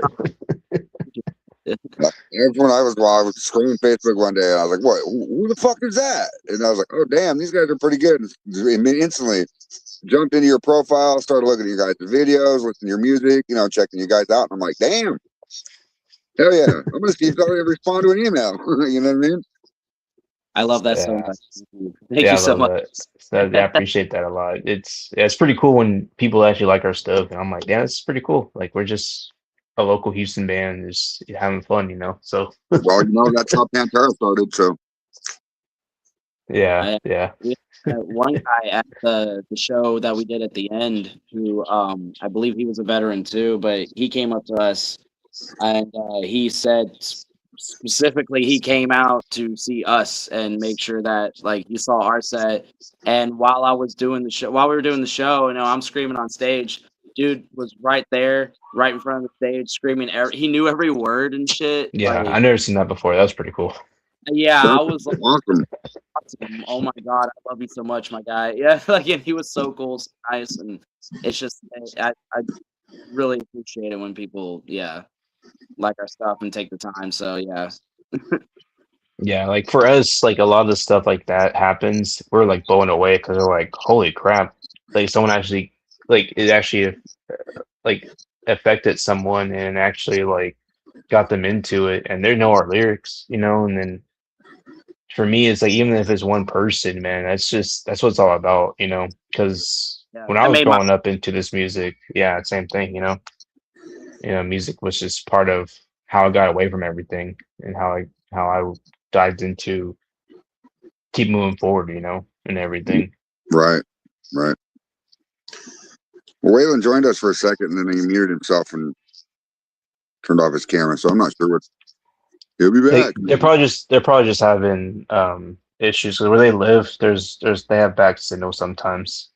Yeah. So sometimes it'll be really good, and sometimes they're really bad. So we've had meetings to where, like, hey, oh wait, or the thing is out, Good I Lord. think they're trying. Let There it he be is. known. What's up, Waylon? Hey, what's going on? There you go. See, I'm talking. So why are you saying anything about it right now? What's going on, man? How's it going this evening? Just come back home. Just trying to get stuff straight for No the worries. work week. Is your last name really Smurfy? No, but it should be. Yeah.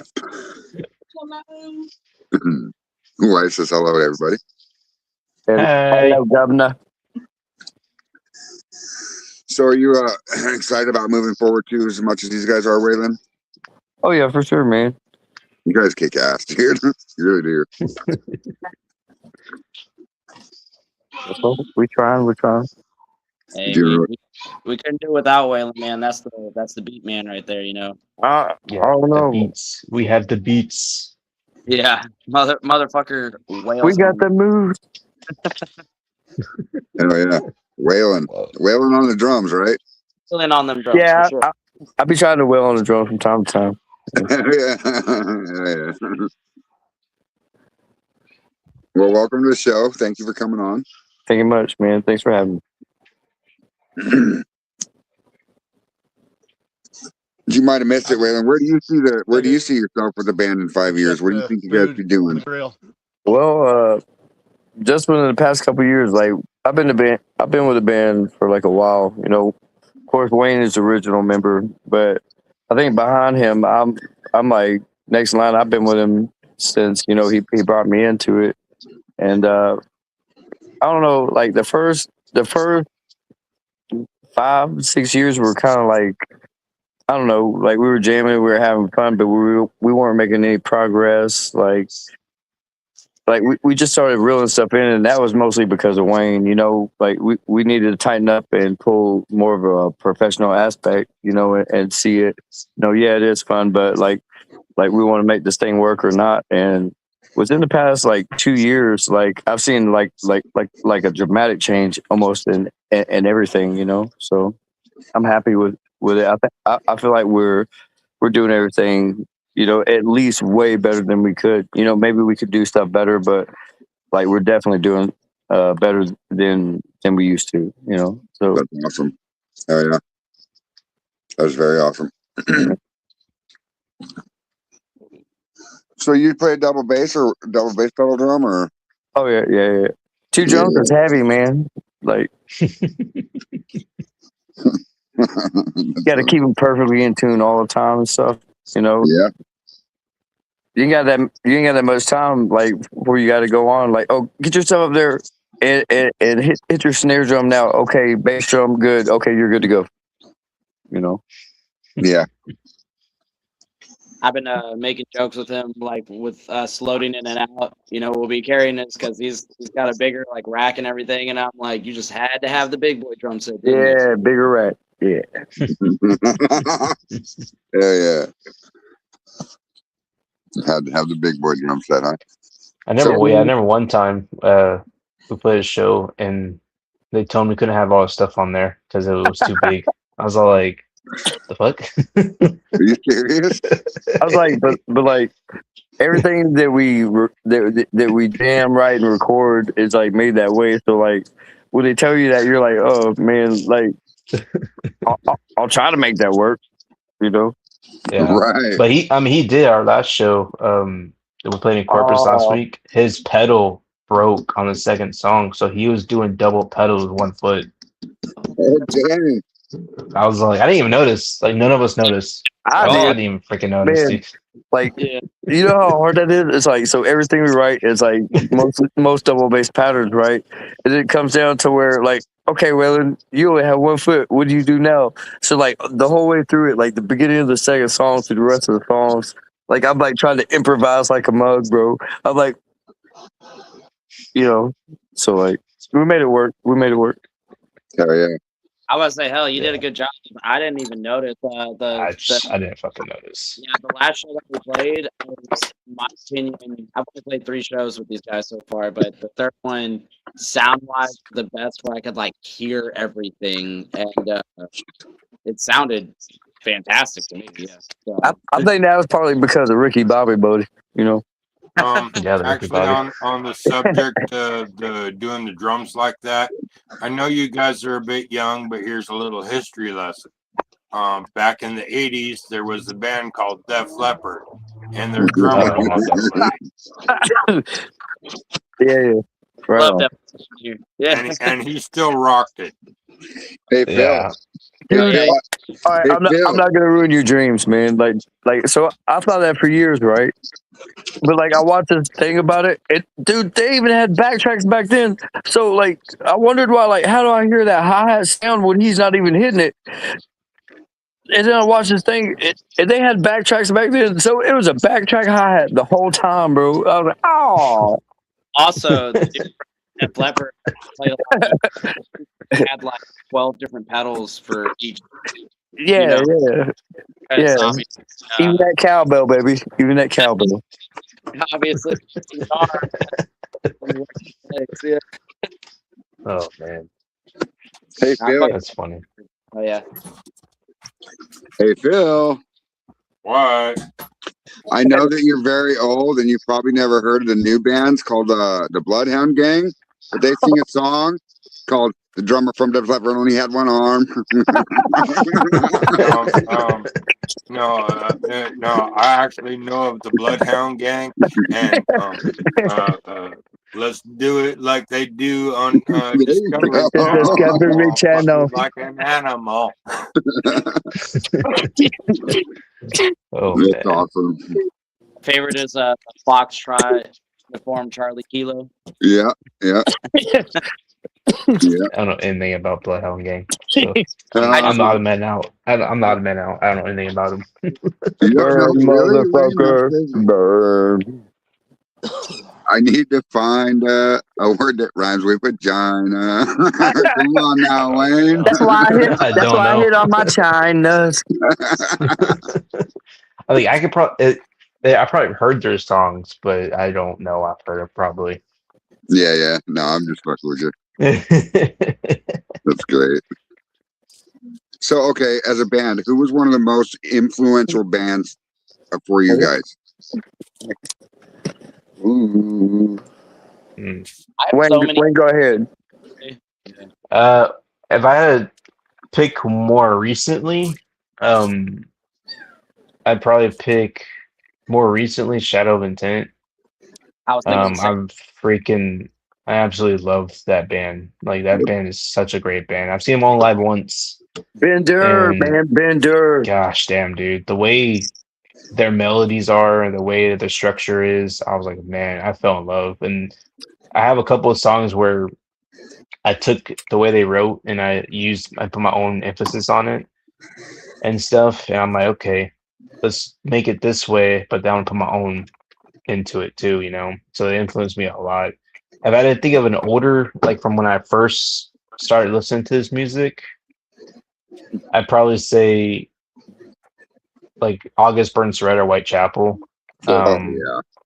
Yeah, they, especially August Burns Red, they're probably one of the first heavier bands without singing that was still metalcore that I really got into because I'm huge into, I love melodies. I actually love melodies, and a lot of our stuff has melodies in it. But if I had to say what helped me with my guitar and stuff, I'd probably say Guns N' Roses. That's what There you got me go. onto the track of playing guitar Slash. Yeah. and stuff. So definitely progression, you know, and stuff. Yeah, literally when me and Wayne were first starting to talk with each other about, me possibly doing vocals, and he started sending me some tracks and being like, do you think these are kind of songs that you can keep up with, blah, blah, blah, and everything. One of the ones he sent me right away, my first response to him was, this one reminds me of Shadow of Intent. Yeah. Wise, that definitely Shadow of Intent comes into play. For me personally, as being a vocalist, when it comes to my vocal style, I get compared to I Declare a War a lot, but my actual inspirations for doing vocals and where I was at would be, again, Whitechapel, Phil Bozeman, and the Strain. Those are more of like where like I hit them nasty, hard, heavy lows. And then when it comes to highs, I would say Alex, the OG vocalist from Chelsea Grin. Oh, and then, Okay. and then Danny Filth, Cradle of Filth, I would say. Oh yes, dude. Huge. I've been listening to Cradle of Filth since I was a little kid. I got them tattooed on my wrist right. Hell yeah. Awesome. Literally in the car, like that piercing fucking high ass scream. I was like, I want to do that. I want to learn how to do that. And now that I've developed my vocals over the years and I can do stuff like that, that's why I was kind of mentioning to back earlier. I'm trying to do some shit on this new stuff that'll hopefully catch people's attention, and it will hit their ears and they go, "What the fuck was that?" Yeah. I there's a lot of inspiration, but those would be my main ones.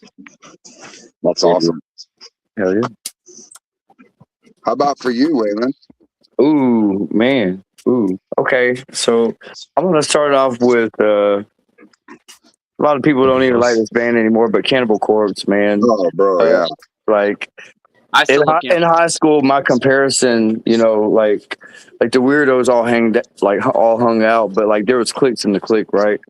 But like everybody was like Kurt Cobain, and I was like Chris Barnes, you know. So it was almost a losing fight because of the numbers, man. But I don't know. It started off early with like the brutal, but you know, like them, like deicide, suffocation, like Fear Factor, shit like that. You know, like I'm an old head still, you know, but like it was only first since I joined this band. I thought doubles was like some jazz shit that it was only like toms, man. I didn't know you could do that shit on your feet, right? So like I started watching videos and learning. And another drummer, well-known drummer that Wayne knows, Mike Caputo, he's been in several like known bands and stuff. He put out a video of how to do that shit, and like ever since he put that out, man, I started trying, and I've been gaining with it. So I'd say that's where a lot of my influence came from. But now it's kind of changed. It's like Wayne said, I like more melodic. I like harmonies and like a depth in it. Like I want it to attach to your emotions. Right. So like yeah, like a lot of stuff like Shadow of Intent, especially. One of my favorites now is probably like Disembodied Tyrant. They just get it, but like right now, favorite drummer probably would be like Alex Rudinger, Jam with the Faceless and stuff like that. So like that's kind of where my main influences come from. Oh yeah, that's awesome. A minute ago, you said Kurt Cobain. Kurt Cobain used to live in the same city I'm in Olympia, Washington, and now his former house is like a tourist attraction. Just damn! Cool. Name. They done Elvis's ass. Like, wow. Like, did they sell tickets to people to go tour? Yeah, they something like that, or you can just get like a kind of who's who type of star map. It's like a retro Graceland. Yeah, I understand that. Yeah, kind of like Hollywood. Yeah. I don't know, man. I'd be more of the Jimi Hendrix. Astoria. Jimi Hendrix also has a famous tourist gravesite in Seattle, just an hour north of me. Is that where he's buried? Nobody knows, along with Jimmy Hoffa. All right.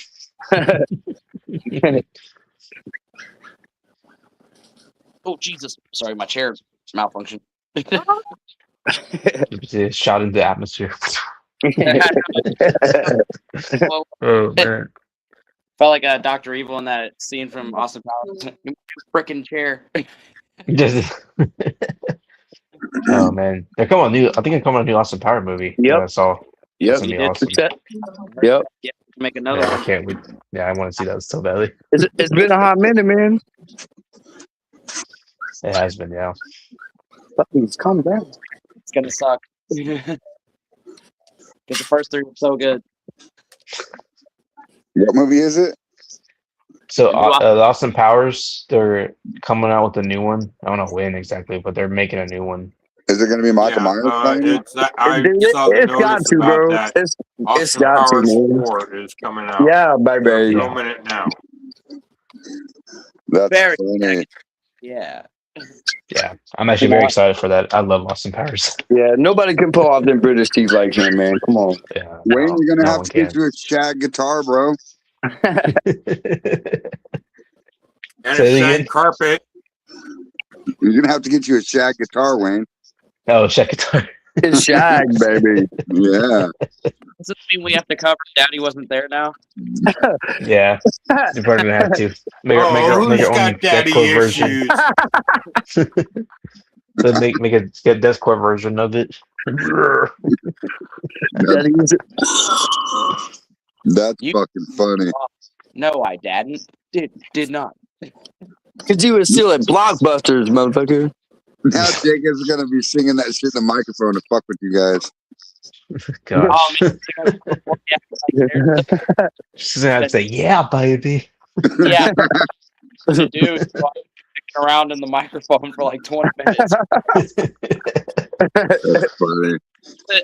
Last time, yeah, our last practice, they were setting up their stuff, doing what they were doing, and I started randomly singing Godsmack and like doing like the Sully voice, like stand alive, and like cracking up. Yeah, and I was like, "Are you making fun of my Godsmack warm up vocals?" But That's that's just funny. right on, bro. That's just right on. Yeah, it's just like I can't help it. Once you give me a microphone, I'm gonna start fucking around. That's why our last show too. I figured it would be a good idea just to be fun, be funny, have a good time, but also maybe catch some actual attention. Is why I wore like the Ricky Bobby suit on stage, and it actually worked because people started while we were setting up. They're already screaming and shit like, "If you ain't first, you're last." I love you, Rick. Hell yeah. That's fucking awesome. Motherfucker, shake and bake, baby. Yeah, shake and bake. But as soon as we were Shake done and with our bake. oh my god, I even said it into the microphone. I was like, I wore the suit for the joke. Joke's over. I'm fucking done. Like I was dying. It was so hot. Yeah, it looked like it was fucking hot, dude. That suit looked hot as shit. Oh man. I committed to the It was pretty saturated, man. yeah. Nessie's joining us again. Yeah. Yeah, and once I'm sitting in this chair, she's like, "What are you doing? Let me get up there." Is that a pug? It is.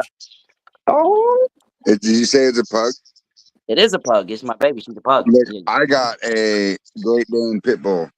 Aw. you want to see something cute? My baby had babies. Check this out. Can you see them? Aw. Yeah, the puppy had puppies. Oh, the that's awesome. puppies. Hell yeah. I call that one Sir Poops a lot. That's funny. Yep. You can show What kind are they?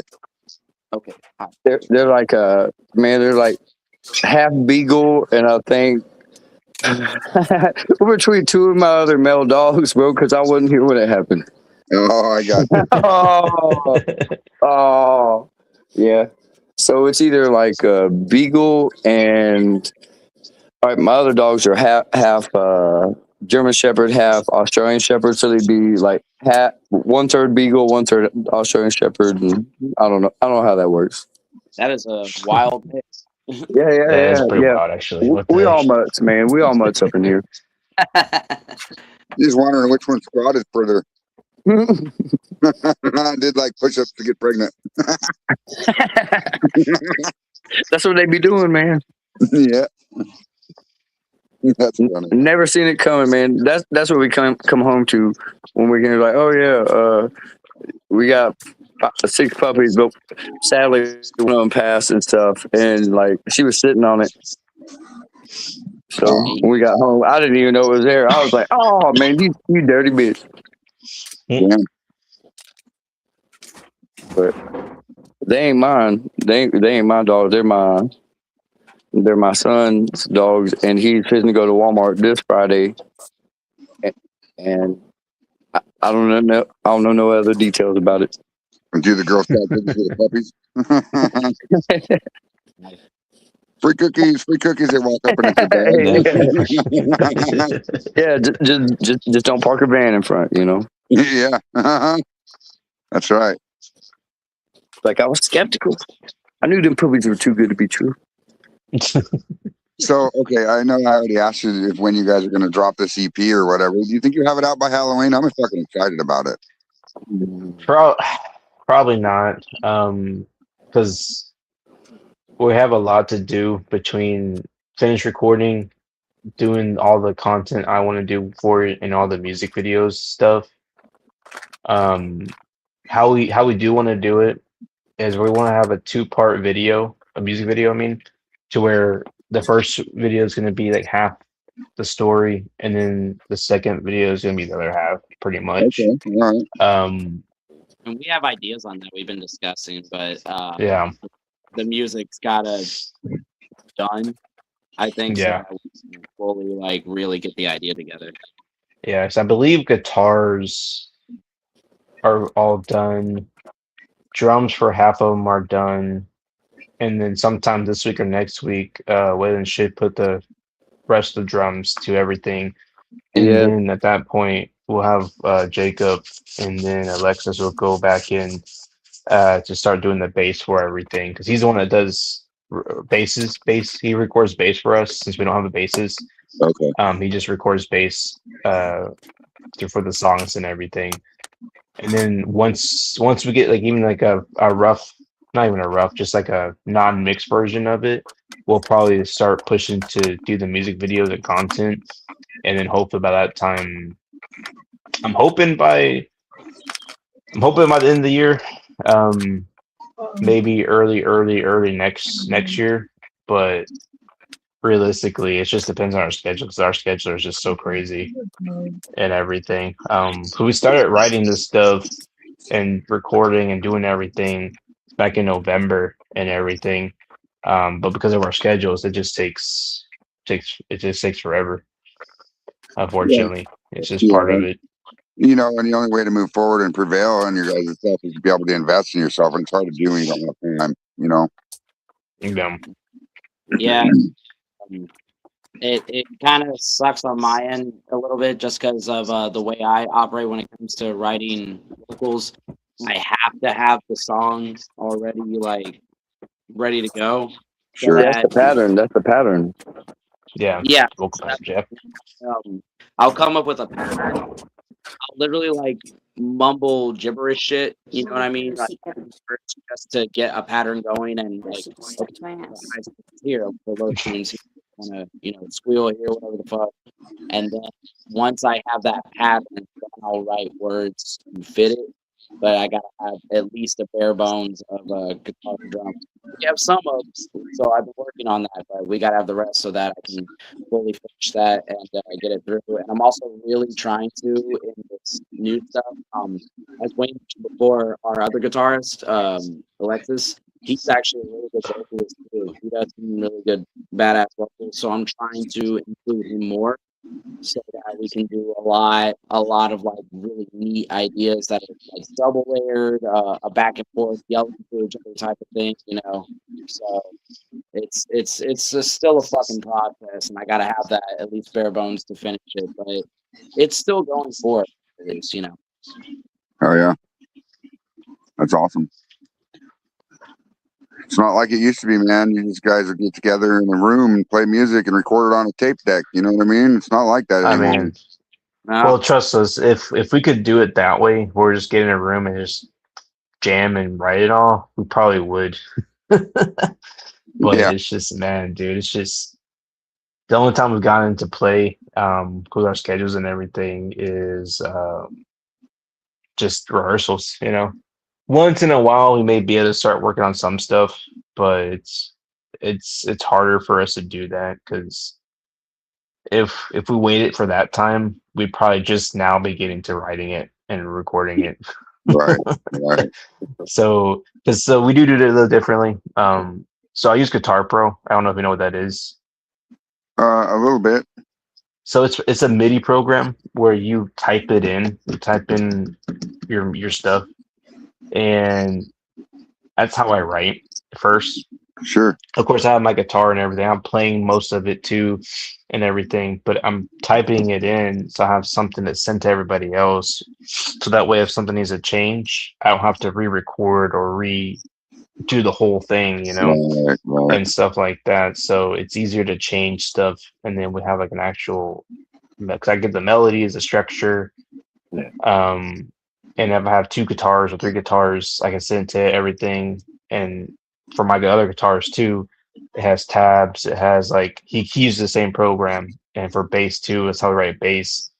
So it helps us. It helps us just be able to write everything. Because if not, we'd probably just now be getting into with each other and actually writing everything. Right. And I have like probably at least another catalog of songs ready to go for an album that we've been talking about too, and everything. But we want to get the EP done first, and then start going into maybe an album. Right. It's funny for me, man, as a drummer. like so like yeah, of course like it's in MIDI. So when I hear it, man, like when I first started like we learned to play this way, it started sounding like Castlevania for a minute. You know, I was like, damn, I got to put beats with Castlevania. That's funny. Yeah, But it's very but it's Nintendo cool. sounding. It transcends like very well. Like you get the broad idea of it, and then the past couple songs, Alexis has been going ahead of me. So like he's got a mind and an ear for it like immediately. So he'll be able like he'll go and record it and put it out into where I can actually hear like the guitar tones and stuff, which helps me get a better like idea of where we need to be when we're pushing beats into it. You know. Right. Oh yeah, Yeah, that's awesome. I think it's great what you guys are doing, man. appreciate that, man. I mean, when I was back in high school or junior high or whatever, when I was in choir, like I learned drum, but it was like tabs, sheet music tabs. You know what I mean? And now my kid knows how to play sheet music tabs, but he reads them differently than I used to. Oh yeah. No tablature anymore. Yeah. I mean, everything that he reads on guitar is all numbers, like 1, 2, Yeah, 3, for sure. you know. Yeah. Yeah, I remember knowing how to read actually like sheet music back when I was in band back in the day. Now it's tabs have ruined me.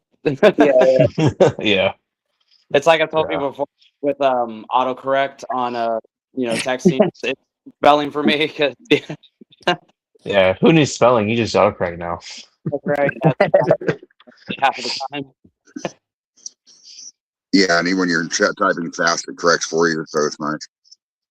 Yeah, but then you also get duck in for fucking. It's like whatever. You know what I meant. That's very true. It's like you know what I meant, bro. Whatever. Yeah. Yeah, that's funny.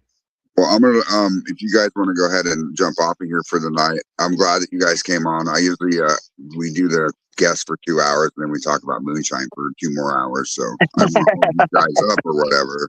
Right on. No, appreciate it, man. We love talking about it, you know. It's always fun getting on these things and just having fun with it and just talking and stuff. So it's really fun. We appreciate you for having us. Definitely. I mean, we're just typical people, you know, and you guys have your craft and we have our craft. So we're artists in our own way, you know, and that's why I started the group that I did. It's for artists, you know, and to help promote people and get it out there. Right on, man. We appreciate it. So you guys can stay for the next 2 hours if you want and listen to us rant and rave about fermentation and distillation and all that other shit you want to. And hang out, get drunk. First in that area of things. Yeah. I love alcohol, I just don't know anything about it. Yeah. I mean, you can learn from us, you know. Yeah, I could. And you're a plumber, like you're a plumber, so all you really have to learn is fermentation. Once you got fermentation down, you can build your own skill, you know. You know how the rest works, Wayne. Yeah. Yeah, that's true. There's all the either liquids to it, liquids out, you know. Yeah. Yeah, pretty much. It's basically take a water heater and, you know, turn it, steamify it, and push the steam through a fucking pot, and out the other side with a condenser, and bam, boom, you got liquor.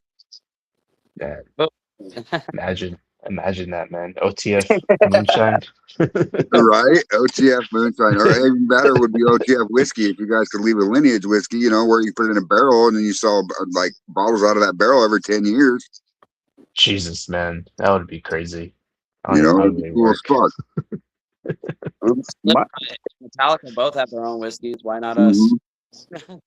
Right. That's true. Metallica does have their own whiskey. Yeah. That's crazy. Machine Head came out with one too. Yeah. I want to try them so bad. I want to try them, but my wallet don't. Yeah, right. No, Yeah. Probably fair. Yeah. That's why you get a job with a corporation or whatever. When they bring you to a fucking company barbecue and when they have an open bar, that's when you try it. Yeah, true that. True that. $200 shots of whiskey right there, you know? Nah, you know what's off is that one of the best beers I have ever had recently, earlier this year, it was a fucking Deftones collaboration. Yeah. It's called Madonna. And it's gone. It's nowhere to be found ever again. Right. And I've been searching. I've been looking everywhere online and locally. You can't fucking find it no more. And I was like, wow, really? You're just gonna give me one of the really Deftones? You're just gonna give me one of the best beers I ever had in my life, and then just disappears? Wow. Hey, I had the Man, it's same kind of thing happen, man. I went to Prague one like blue time balling, and they bro. had an 80 proof beer, and I don't even remember what that dude's God name was. damn. 80 80 proof. proof Yes, sir. beer. Holy shit. Wow. That, yeah, it wasn't a Miller. Hell no. I don't know. That's funny. That's Roy awesome. Werner, do you have any questions? Nope, they've answered everything. They All right. know what they're doing. Yeah. Yeah. We they tried do. to. We're doing really good, guys. Yeah. Yeah. And then, even when we have simple I've mistakes, been whatever bouncing back mistakes, and sometimes it forth works from out. the grill. Oh yeah, you're out there playing with your chicken or choking your chicken again. Whoa, bro. It's that kind of show, huh? And you got 3 teenagers in the house. You gotta always be cooking. Yeah, Oh, always be gosh. cooking. Pork chops this time. Pork chops. Sweet. Sweet. So, do you guys make your own food? I know the dads do. Do you cook your own food, Jacob? Oh fuck yeah, I cook all the time. I used to before getting into aviation. I worked in a number of restaurants, and that's actually where I kind of learned how to cook. Yeah, so I was a chef for the longest time for years.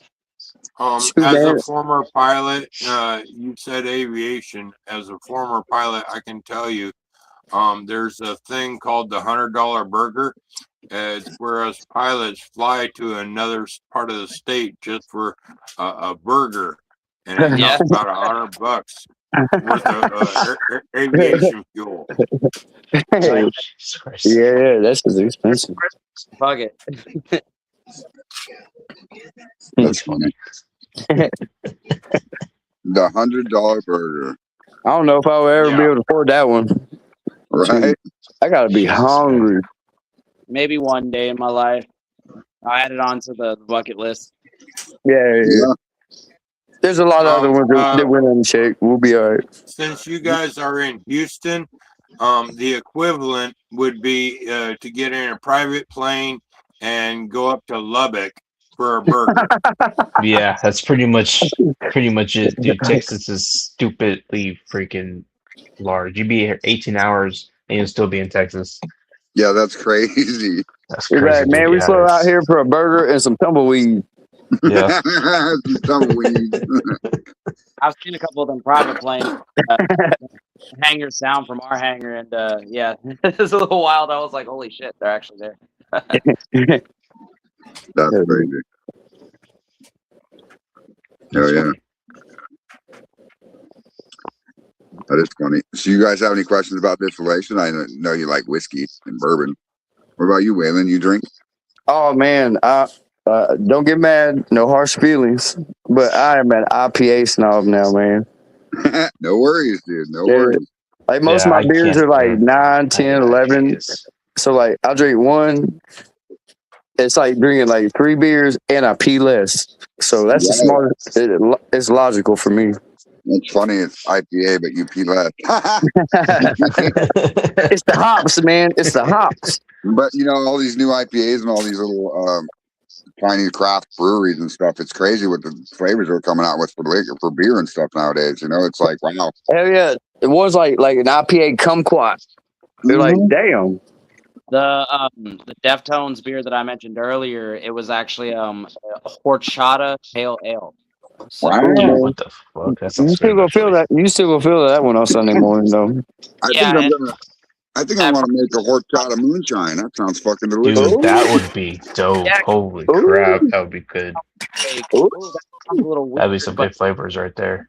yeah, it actually like one of the best beers I ever drank. It was so good. Yeah, like I was skeptical as fuck. Yeah, but I can't stand IPAs though. That sounds really good, actually. Yeah, I'm gonna have to try that. like, at the time when I had it, it was like so winter, so it was like so cold outside. So while I was drinking it, it just like hit right. That cinnamon and vanilla. Yeah. That shit was good, and What's I can't up, find it where it's gone forever now. That shit was right beside the pumpkin spice. Dad? Bullshit. Oh god. I mean, don't get me wrong. Halloween's my favorite season and time of the year, but pumpkin spice is a little overrated. I don't know, man. I tried real like pumpkin spice, like coffee, like even a piece of pop, man. My stomach didn't like it. I tried, Right. I did, but my stomach didn't. Right. As birthday is on Halloween, I will still say that pumpkin spice, they go a little overboard with it. Yeah, Yeah, I agree. that's too much spice. That's too much spice. Like, I love Halloween, obviously. It's like, it's my birthday and everything. It's a cool fucking day. I love that shit. But yeah, they go that pumpkin. Yeah, I Way too agree. much pumpkin, bro. I agree. Halloween, it's his birthday. Yeah, All right, dude. so you metalheads, well, obviously, so Halloween, you know Misfits, right? It's one of my favorite songs. Halloween, Old school. Yeah. Misfits, Danzig. Hell yeah. When he used to have the Chelsea lock. Yeah, Before he had the Chelsea lock. Yeah. yeah. Oh, you talking about Danzig? Well, before they were Danzig was Misfits, yeah. Oh, I'm not into them that much. I only know Mother, Lick the Blood Off My Hands, and then what's the other one? Crawl Across the Killing Floor. That's the only Yeah. They're good songs. They're great songs. Yeah. I just know Man. Mother because of Guitar Hero. Dude, like, but when you're a younger metalhead, and nobody's ever let you listen to it, like back when you used to go to the mall and the CD stores were there or whatever, and you're checking your shit out, and you see Danzig in the metal section, you're like, oh man, this shit looks metal as hell, and you put that shit in. Don't be mad if you're severely disappointed, bro. It is not suffocation, you know. No, it is not. You are gonna hear a nary a blast beat, whatever you. It don't matter how mad you want it. Yeah. Just gonna be like Mother. Yeah, That's it. I'm like, and you know the misconception, dude. That dude's always looked like Wolverine back in the day. Yes, he He would did. have made a badass Wolverine, bro. Yeah, and that motherfucker's huge. Yeah. He was talking. He's like 6'6", fucking huge, dude. Damn, Yeah. that's big dude. D-section shit. Cause So was Peter Steele. Peter Steele was a big ass motherfucker from Typo Negative. I'm wearing Typo Negative right now. What's up? Dude, the first time I seen him, man, he's playing like a cello bass guitar with a big ass fucking trucker chain as a fucking strap, bro. And I'm like, oh damn, that dude's definitely getting the pootie pie tonight. Yeah. Hurt, honestly, because I had my own bass, like I said. Once I strapped that shit on and stood up with weirdly weighted, you know. It's like that bitch is heavy as fuck, bro. Motherfucker used a chain for a strap. Yeah, and it was a big ass chain, man. Like you could have picked up all kind of like metal buildings and shit with that shit. Yeah. I love Typo Negative. Hell yeah! All right. Hell yeah. Yeah, me too.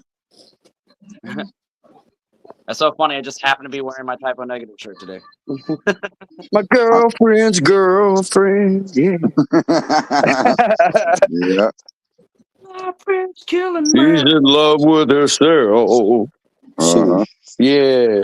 Yeah, my one of my friends who's not into metal at all, like doesn't like any of the shit. He's my best friend, but he hates all the music that I play. I played Black #1, and he was like, "Okay." Yeah. Black #1's a bad motherfucker, bro. Yeah. He like, yeah. I was like, okay, see, now we're finding some middle ground here. Oh, yeah. She likes the dark and on her milk white nerve. Damn, man, his voice is like that shit was lurch. Yeah. Yeah, dude. Again, yeah. Any other shit because of my dad. Yeah. My dad put me on everything. Oh yeah. I'm glad he did. Like I want to hug the shit out of him. Hell yeah. But it's so funny that he put me on all of this metal and like the older kind of heavier stuff too, like Cannibal Corpse, Deicide eventually. Transitioned into liking, of course, metal later, and so I started getting into bands like Whitechapel, Rings of Saturn, Angel Maker, blah blah blah. Metal decaf. No, Yeah. he started. No, even my dad was like, okay, that newer shit that you like, that's too much. I don't like that. Oh no, Dad, no, it's never too much. No, yeah, he was like, I don't know how you listen to that, and I was like, I only listened to it because you started it. Yeah, right, yeah. Oh, the only reason I You can't jammed put no cap on this. Right. Annihilator is because you showed me Dying Fetus. Yeah, you did this to me. You did it to yourself. I was like, this is your fault. Mm. Yeah, This ain't Winger Dad. You know what I'm saying? yeah. Motherfucking Stewart. That's funny. Yeah. Man, I think back to it, you know, like the old Beavis and Butthead. Like I understand, like why they fucking hated him. Because of the winger shirt. Like you had no friends or no pussy, boy. Man. Right? Jesus Christ, man. That's funny. It could have been White Lion or something. You know what I'm saying? Yeah. That's funny shit. When the children cry. You know what I'm saying? You definitely might have got some coop on that, man. But you still ain't got no friends. Yeah. I literally meant him so hard on stage. It's sort of White Lion cover band, bro. I was so focused on like not passing out and like just doing the show at our last show that I forgot that I saw somebody with a King Diamond shirt in the crowd. I fucking I've seen him live once. I love King Diamond. I was about to be like, my guy. You know, Yeah. fucking give me your soul, please. Literally best albums of all time. I don't give a shit what anybody says. That's awesome. Yeah. I was like King Diamond, you know, but like I was so focused on not passing out on stage from being so hot. Like I couldn't focus. Dude, you were sweating for like 3 dudes up in that mode. Dude, it was bad. I was like, It was like 400-pound guys that just got eating like 12 chili burgers, you know, and then went on stage. Like I was like, oh God. I just had to be funny though on stage. I was so committed to the bit, and under that too, like I was the only one. The whole band gave me shit about it while we were traveling up to Corpus. I was the only one who wore jeans and shit. So this cat sweated all day and then double sweated on stage. That's love, man. That's love. Yeah. But it's funny though. It's the meme, bro. The memes. That's funny shit. Time, I love it so much. I had a great time. I'm probably a little buzzed now, but that one, he's like, hey, this is Jebediah or some shit like that, man. I'm about to spit my milk out. That's funny shit. He pulled that shit off to the T, though, man. Yeah, I liked it. I was laughing and trying to hit beats simultaneously. That's pretty cool. and I mean, I actually feel good about the set too. Even Angela said apparently. So Hunt the Dinosaur was there, and their merch setup was right next to ours. So Yeah. Oh. and Angela was telling me that apparently when I was hitting the highs and I started fucking hitting those like really high shit that I do, their merch guy, who I guess is also in their band, was like, "Who the fuck is that? What? Holy shit! Like, who are they?" And then she was like, "Of the Fallen, look at the drum set because our name's on the fucking drum." Like, wait a minute, that's not Ricky Bobby? Oh, damn. And but like it caught their attention, which, you know, Hunt the Dinosaur has been around for a fat minute, you know, doing their thing. So I thought that was cool. And like I said, it us performing and doing well, as well as me wearing the funny costume, it caught the attention that I think, you know, it did what I wanted to do. So, Right. Yeah. Hell yeah. plus it honestly it relieved some nerves for me. The first show we played, it was fucking packed. We opened up for Upon a Burning Body and the Brown. Oh, damn. Yeah, so it was packed. And I was so fucking nervous. Like I was like literally having a panic attack. I was like shaking so hard inside. And then the next show we did, their honestly wasn't as big as the turnout, so it was a little less nerve wracking, but still nerves were there. This third show, now that we just did, I wore the costume, and in just like trying to be funny and wear the costume and just trying to make like a joke, it kind of like literally took away those nerves. Yeah, hell yeah. That's awesome. That's Yeah, pretty cool. Nice. I didn't know that. like I wish somebody caught video of it, and I'm sure they did, but it's probably somebody local. But even at one point, I hopped off the fucking stage and got into the crowd, like while fucking screaming and shit, because I was just like feeling it and just like Yeah, that's all.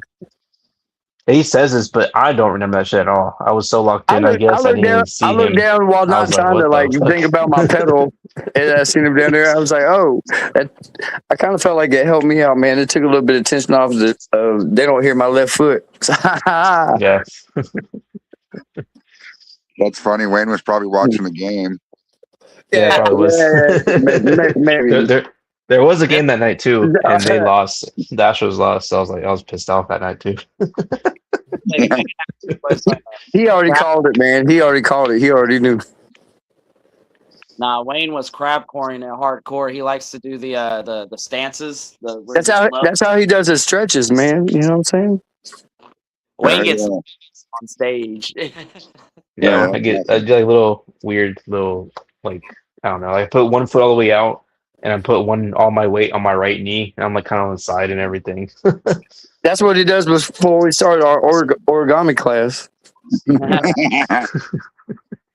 Yeah, motherfucker gets no. Yeah, I gotta get limber for that. I'm gonna fold the fuck out of this bird. I can't do that stuff with no limber or no warm up. I have to get limber for that. That's a hard one to do. Just cold into it. Yeah. Yep. Oh man. That's awesome. You guys opened for Upon a Burning Body. Huh? That's great. Oh, yeah, that was a fun show. That was a really fun show. It was my first show with them, so to have that as a first show with the band, like that was really like a cool thing. Like we got to sit there. What was it? We were talking with a guitarist from Upon a Body for a fat minute. Me and Wayne, and man, that they was were over there fanboying like a motherfucker. They were like, "Ha." But like that's badass when another badass band that you've been listening to fucking actually talks back to you, man. That's just dope. Right. It's pretty dope. And yeah, we're opening for them. I was like, that's sick, dude. And then we were also chilling with because the Browning was there too. So we were sitting there for a good fat minute hanging out with Hardcore Keith, and that was really cool. Like a cool experience. Yeah, just like because like years back, before we started playing with the Browning, Hardcore King put one of our old videos and shit up on there and was judging it. And like I was happy because he made the stank face a little bit, you know. Oh yeah, dude, that's the seal of approval right there. Mm-hmm. Yeah, I watch that guy all the time. It's great. Yeah, He's fun to watch. He do a double stank face now, man. I'd be like, hell yeah. Yeah, that's awesome. It's a really good night, a really cool night. I mean, I did end up getting punched in my eye and hit during On a Burning Body, but hey, you know, that's how it goes. Yeah, that's how it goes. Yeah, that's part of it, man. That's included in their set list, you know. Yeah, exactly. I wasn't even mad at it. I was kind of like, hell yeah, brother.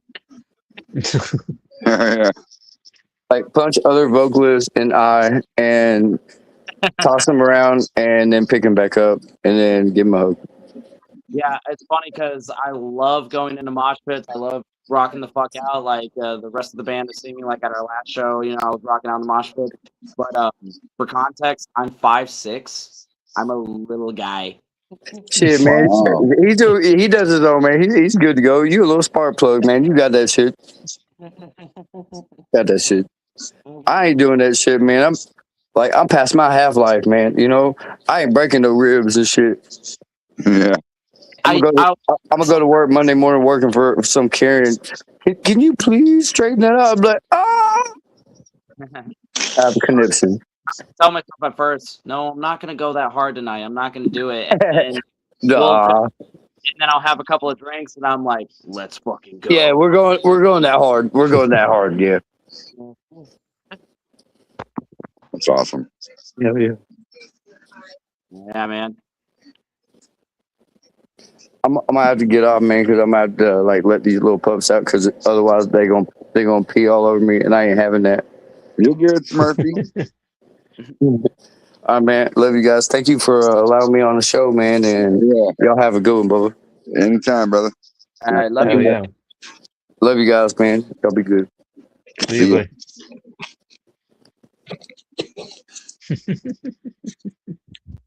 That's awesome. Heck yeah. Yeah. This whole fucking thing has been wild in like the best way. Just being in the band. And like I said, I've never shot music videos before, never been in the studio, never taken promo videos and shoots and stuff like that. It's been a fucking awesome experience. And these guys take their shit seriously, and Wayne runs a tight fucking ship, or at least, you know, tries as best as he can. Like Wayne works his ass off. So you are Yeah, I try to. So you're self-promoting then, right? Yeah. Yeah, everything you see, it's gonna be 90% the band's doing it, and 90% of that 90% is gonna probably be me that's doing it behind it I and got you. stuff. But any of our socials, there's a good chance it's probably gonna be me that's pushing our socials That's awesome. Well, and yeah, he everything. does a lot of work. I was like, I was more heavily involved in the content when like making promotional content when they were sort of announcing that they were making a change, but they haven't exactly announced that I was in the band yet. Right, I right. had more professional equipment, like I had a professional like camera and editing software and everything, and so I was making content like to do that and more involved. I will admit I have kind of fell back on that, but I'm working on making content again. Because me and Wayne are more of like trying to do the like you said, social media side of things, because Right. that's just part of the game now. You have to, if you're gonna promote stuff and do what you're doing, like you said, you can't just record a tape and like send it to people now. You gotta if you're trying to do the band thing, you have to play the social media game. And Wayne understands that a lot, and I do too. So we try to work together on like how we go about the content and what we're doing. That's why, like I mentioned before too, when we do practice, we'll have people film us while we're practicing, because that like gives other content ideas. Even if it's funny, like we'll do shit sometimes that we don't even realize that we're doing in practice, but because it's being constantly filmed, it'll give us content ideas or shit to use for content. Because what was one of the last ones you posted? I actually like really liked it, and I didn't even remember I did that. So Wayne and Alexis, our guitarists, they're both playing. They're doing our thing, and I'm screaming in the microphone and stuff. And I ended up like doing this thing where I like started inspecting, like I started walking up while I was screaming, and like like I put my face right to the guitars, like I was inspecting them playing. And it was kind of just a joke, funny thing, but it ended up being a post that like helps get traction, like, you know, when your vocalist also gets quality control type deal. Oh, Yeah, yeah. it's just funny. Sometimes Yeah. I'll go through our the videos and I just find stuff and I start thinking that's pretty funny. I wonder what I can pair with that to make it kind of sound even more funnier or something stupid or whatever. Right. And And it so helps that's just what it's all about. yeah, it helps like the page going, helps keep people engaged themselves, you know, and whatnot. I think the one that's taken off the most, it still has to be the turn signal one, huh? I mean, what's one of them? One of them that was just a fun one. That was just a funny one and Yeah, stuff. But yeah, I mean, that it one just depends. Yeah. action. Like that one really fucking took off and caught a lot of attention. And sometimes it's just you might not even be trying, but you make a video like that and it ends up catching the most attention. It's kind of like the case with the band Not Enough Space. Right.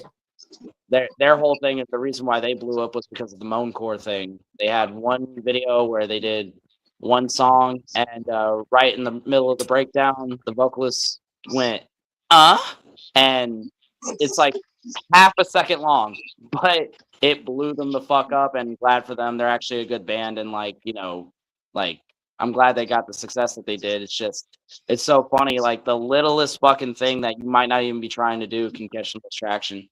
Yep. Yeah, it's possible. It's just the way it is. I mean, sometimes what you think is going to catch traction doesn't, and what you think is not going to do anything blows everything up. Right. Just It's the all way about it is, man. there. I actually sent a video because, of course, we have a group chat. I sent a video that I like tried to edit to, you know, I thought it would be like a funny idea, but like because there's so much background noise in the video itself, it was hard to edit. So like we're constantly trying to work out different ideas and see like, would this be good to post? Would this be good not to post? Let's see what happens. You know, it's just a Right. constant fucking like it's work. You gotta, you know, if you want to be a band, if you want to actually try to fucking make it, we have to do the social thing too. Yeah. Yeah, Right. it's just part of it. It's the new thing, you know. And it's always been around. Content's always been around. It's just never been this prevalent. But Right. content for bands have always been there, even for Metallica back in the day when they did the whole filming of one of their main shows, and they filmed it. You know, I can't remember what show it was. I think it was like for one of their DVDs and stuff. But that was content. Yeah. You know, we don't think about it like that. But you know, You're not talking about their um, show, are you? the what? Because I saw a video. It was Jared Dines. They were actually covering it. They were talking about Metallica. And one of the biggest moments in metal is they had this show in Russia that had like 1 million people attend. Right. And I they don't filmed remember what I don't remember. It could have been. I just don't remember. But it was more about the whole. They filmed it. They released it, and it's technically content. It's just different. Back then, it just was something different than it was now, Right. I mean, yeah, and stuff. I always grew up watching all these like metal documentaries, like because my dad showed me on all these bands, and he would buy their DVDs. For example, like one of the main ones was Majesty by the Black Dahlia Murder. Right. I would come home from school and I'd be sitting there like smoking a bowl of weed and like just watching the Black Dahlia Murder documentary and all their content, and that like fueled me and inspired me to be like, I want to do that. Yeah. Or like the Camel Corpse documentary, or Yeah. Ice Earth, you know, shit like Yeah. that. Hey, Yeah, that's all Yeah. content right there, bro. same- Yep. Yeah. In fact, the reason why I was asking him about your guys is like the bloopers and stuff that you've had on stage or while you're practicing. If you can get those recorded, or you know, that could be good content. Just accidentally fucking up or something could be good content. You know.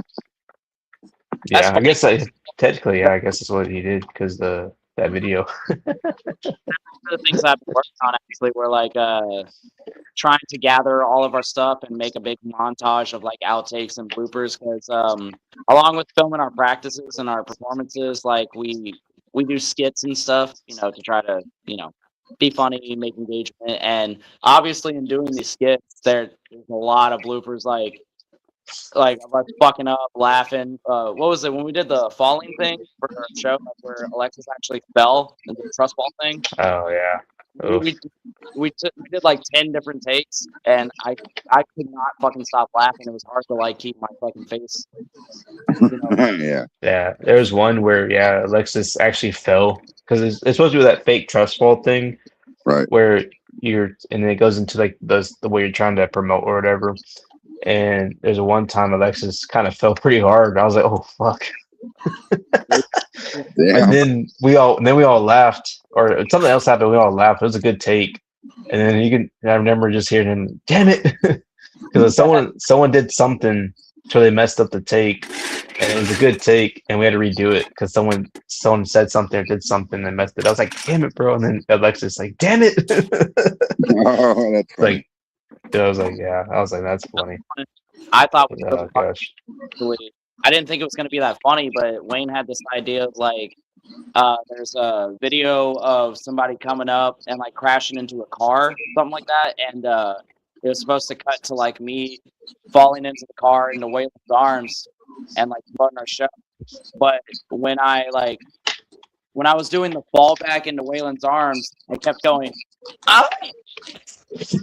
Like something like that. And I mean, everybody could not stop fucking laughing, yeah, because I kept making that noise. Kept on going, ah, falling back. That's funny.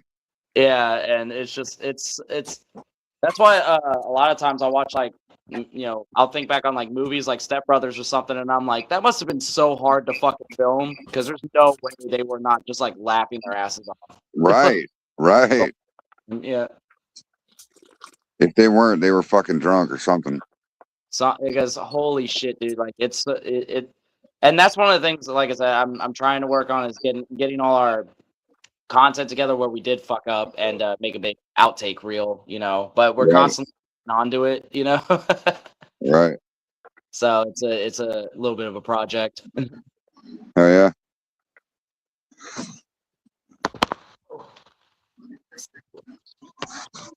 Shit. Sorry, I ran out of questions. Anyway. Oh, did Wayne just dip? Oh, Here's a Yeah, Wayne hit the dipped. wrong button. no, we didn't even say bye. Oh wait, hold on a second. He might be there. Private chat. Well, if the band ever grows up enough to escape Houston and go on tour, if you find yourself up here in Washington, stop by my bar and I'll give you some moonshine. Oh hell yeah, dude. That'd be awesome.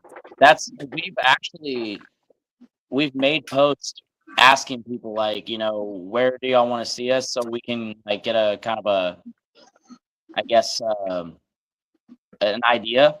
And Yeah. I mean, we've got some of the craziest responses. We have people from fucking like Russia, Germany, and they're like, we want you to come here, and we're like, holy shit, well, we'll see what we can do, because we would love to do that. Yeah.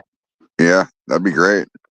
Yeah, we have people asking around the fucking nation and around the world asking us to go over there and come play. So like, we just obviously financially we gotta make sure we're able to do that and whatnot. Right, right. Yeah. Oh yeah. Wayne said his sound cut out. But he's gotta go check on his kid anyway, so Yeah. Like I said, he's a new daddy. So I believe his son's about 1 year old now, just a little bit over 1 year yeah. old. He said one, yeah. I That's remember cool, that. man. Yeah. Kids are great. Yeah. I got my son, but I had him a little early. He's 11 now, about to be 12. So Is he a metalhead? Sort of actually, yes. It was funny. When he was a lot younger, I showed him some stuff, and he particularly caught on to that one song. It was a collab between Lucas Mann from Rings of Saturn and Buried Alive. I don't know if you know.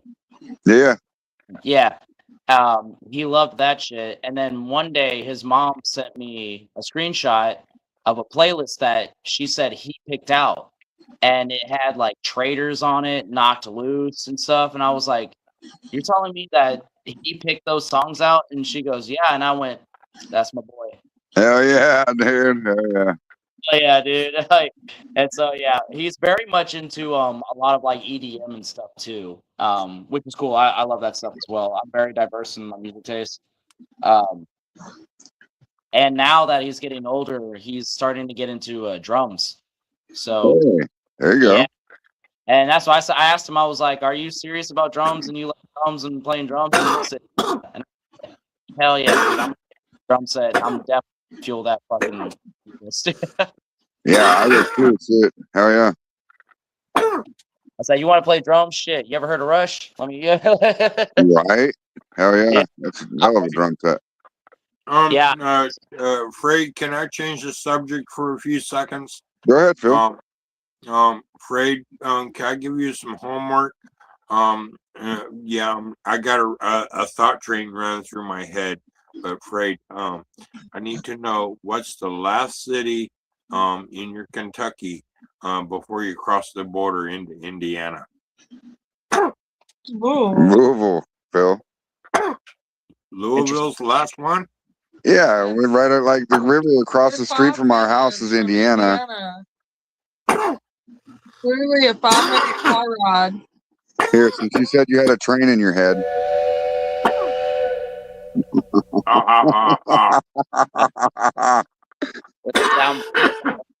Anyway. Sounds like it got detached. Derailed, yeah. Well, my train is derailed at the border of Kentucky and Indiana. Oh yeah.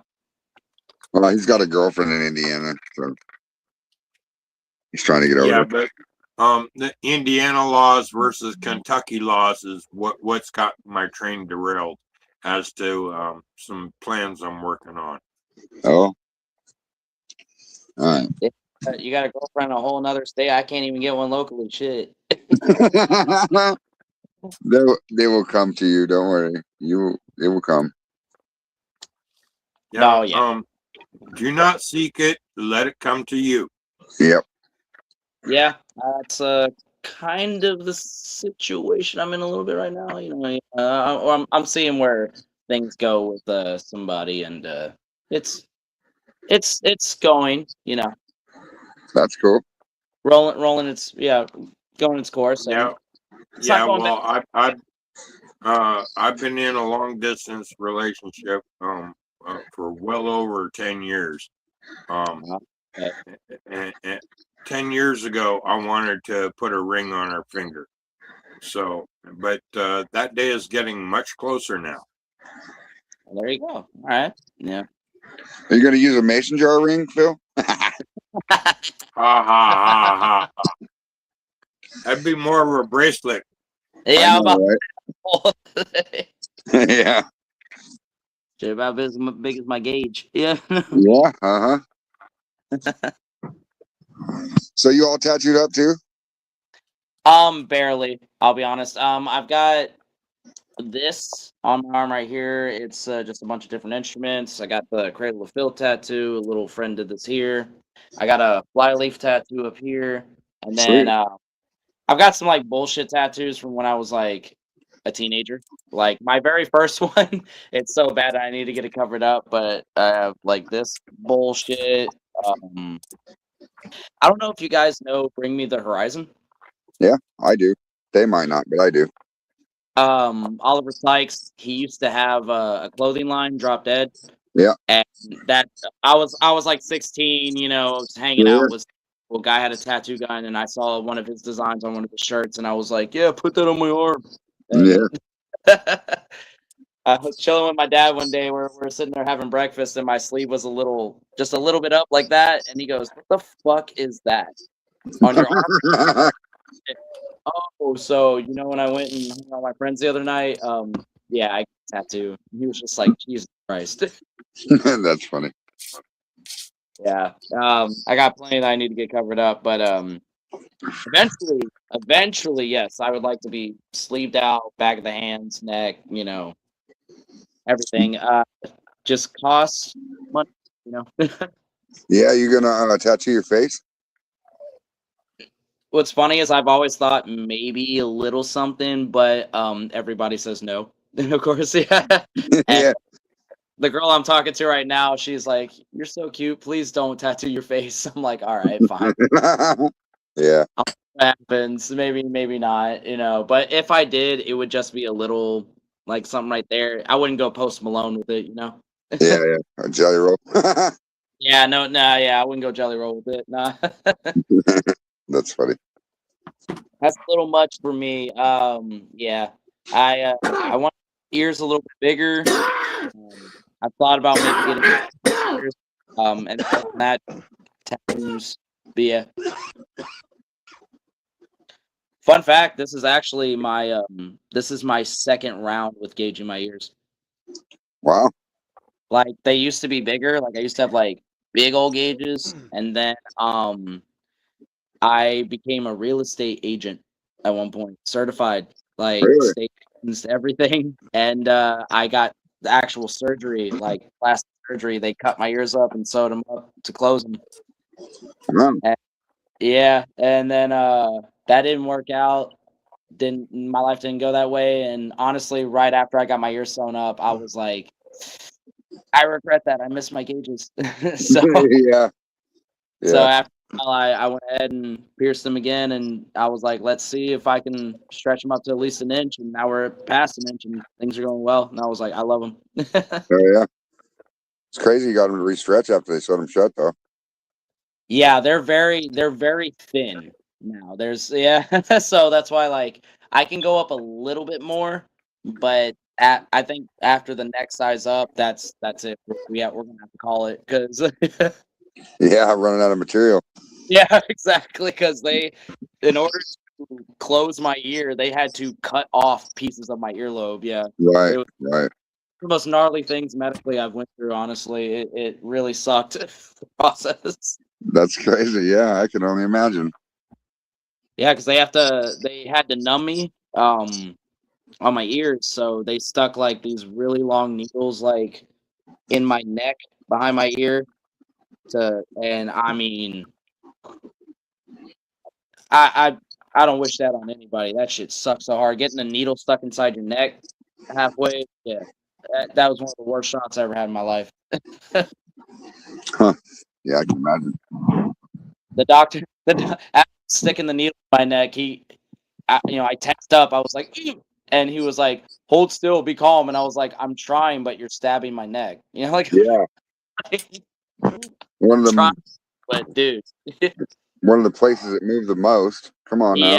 yeah, you gotta understand, you are literally penetrating my fucking neck behind my ear, like Yeah. Almost let's go, yeah. a little rough. Are you dying, Phil? No, Phil? not yet.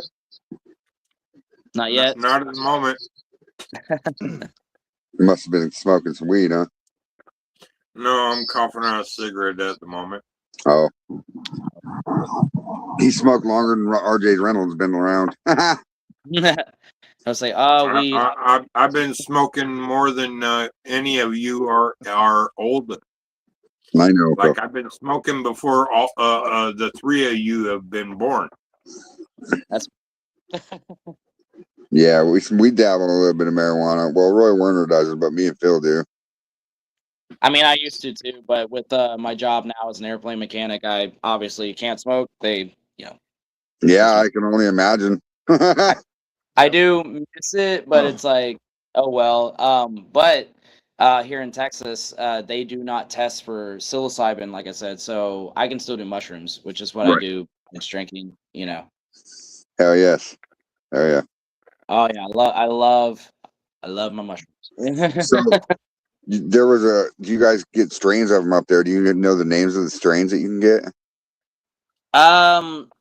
People have tried to label the strains, but I don't know if they're accurate or not. You know what I mean? I don't ever really ask. It's kind of I get my same stuff from the same guy, and he's pretty consistent. And there's not really any name for him, I guess, or that he can put or label on them. I just, Just give me some shrooms. Yeah. yeah.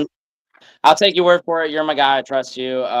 He's in a close friend group. He's very trusted, and so it's like, okay. Yeah, that's awesome.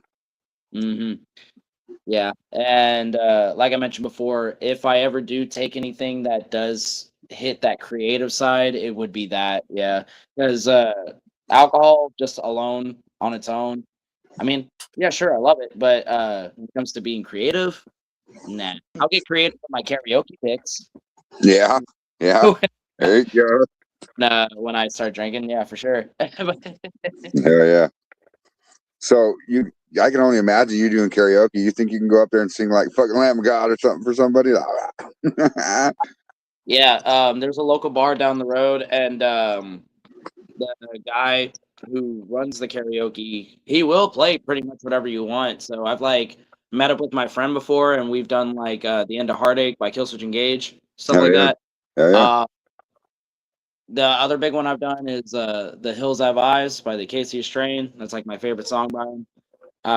And then right after I'm done doing all that shit, I'll sing some Sleep Token, maybe some Hall & Oates, a little Hell yeah. Renegade by Styx. That's one of my main ones. Hell yeah, that's a good one too. All good yeah. things. Oh yeah. Again, all my dad put me on. It's so funny. He would be like, "Hey, check this out. This is Cradle of Filth and Cannibal Corpse, but also here's Styx and Def Leppard." You know. Right, yeah. And then of course you go to a job site or whatever, and you hear all them old oldies all the time anyway. So Yeah. Yes and no, honestly. With my job, there's actually a lot more younger guys and people that aren't on to as much stuff.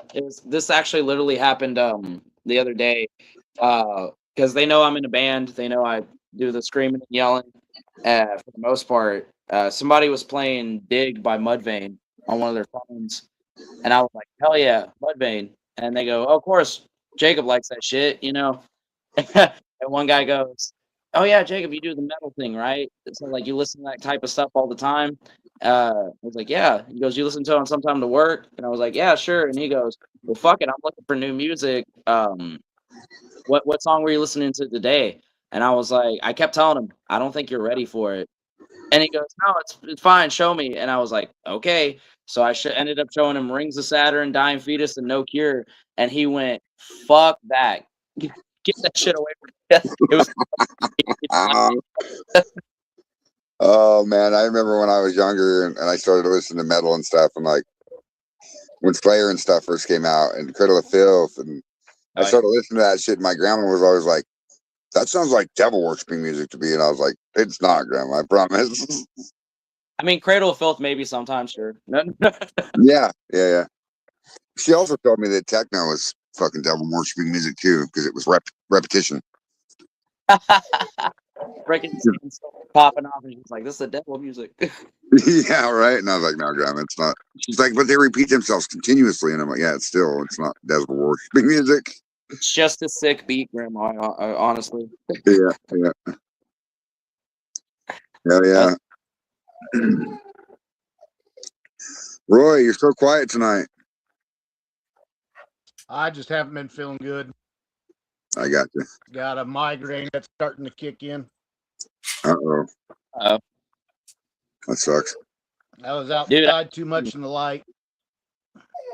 I see that. And I got Panda whining at me for the in and out game. Well, that's what her dad's for. Let her in, let her out, let her in, let her out.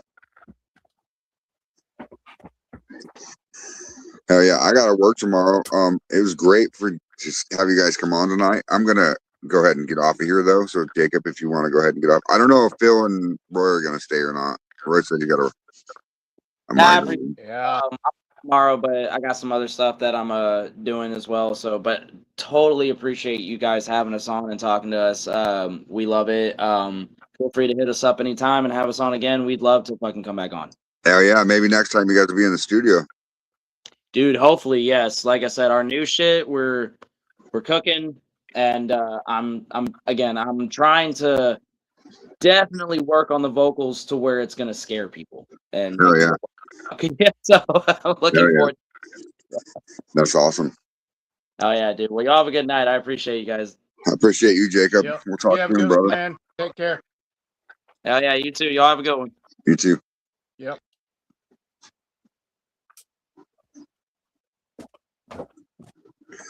All right, you want to continue this tonight, or you want to shut it off?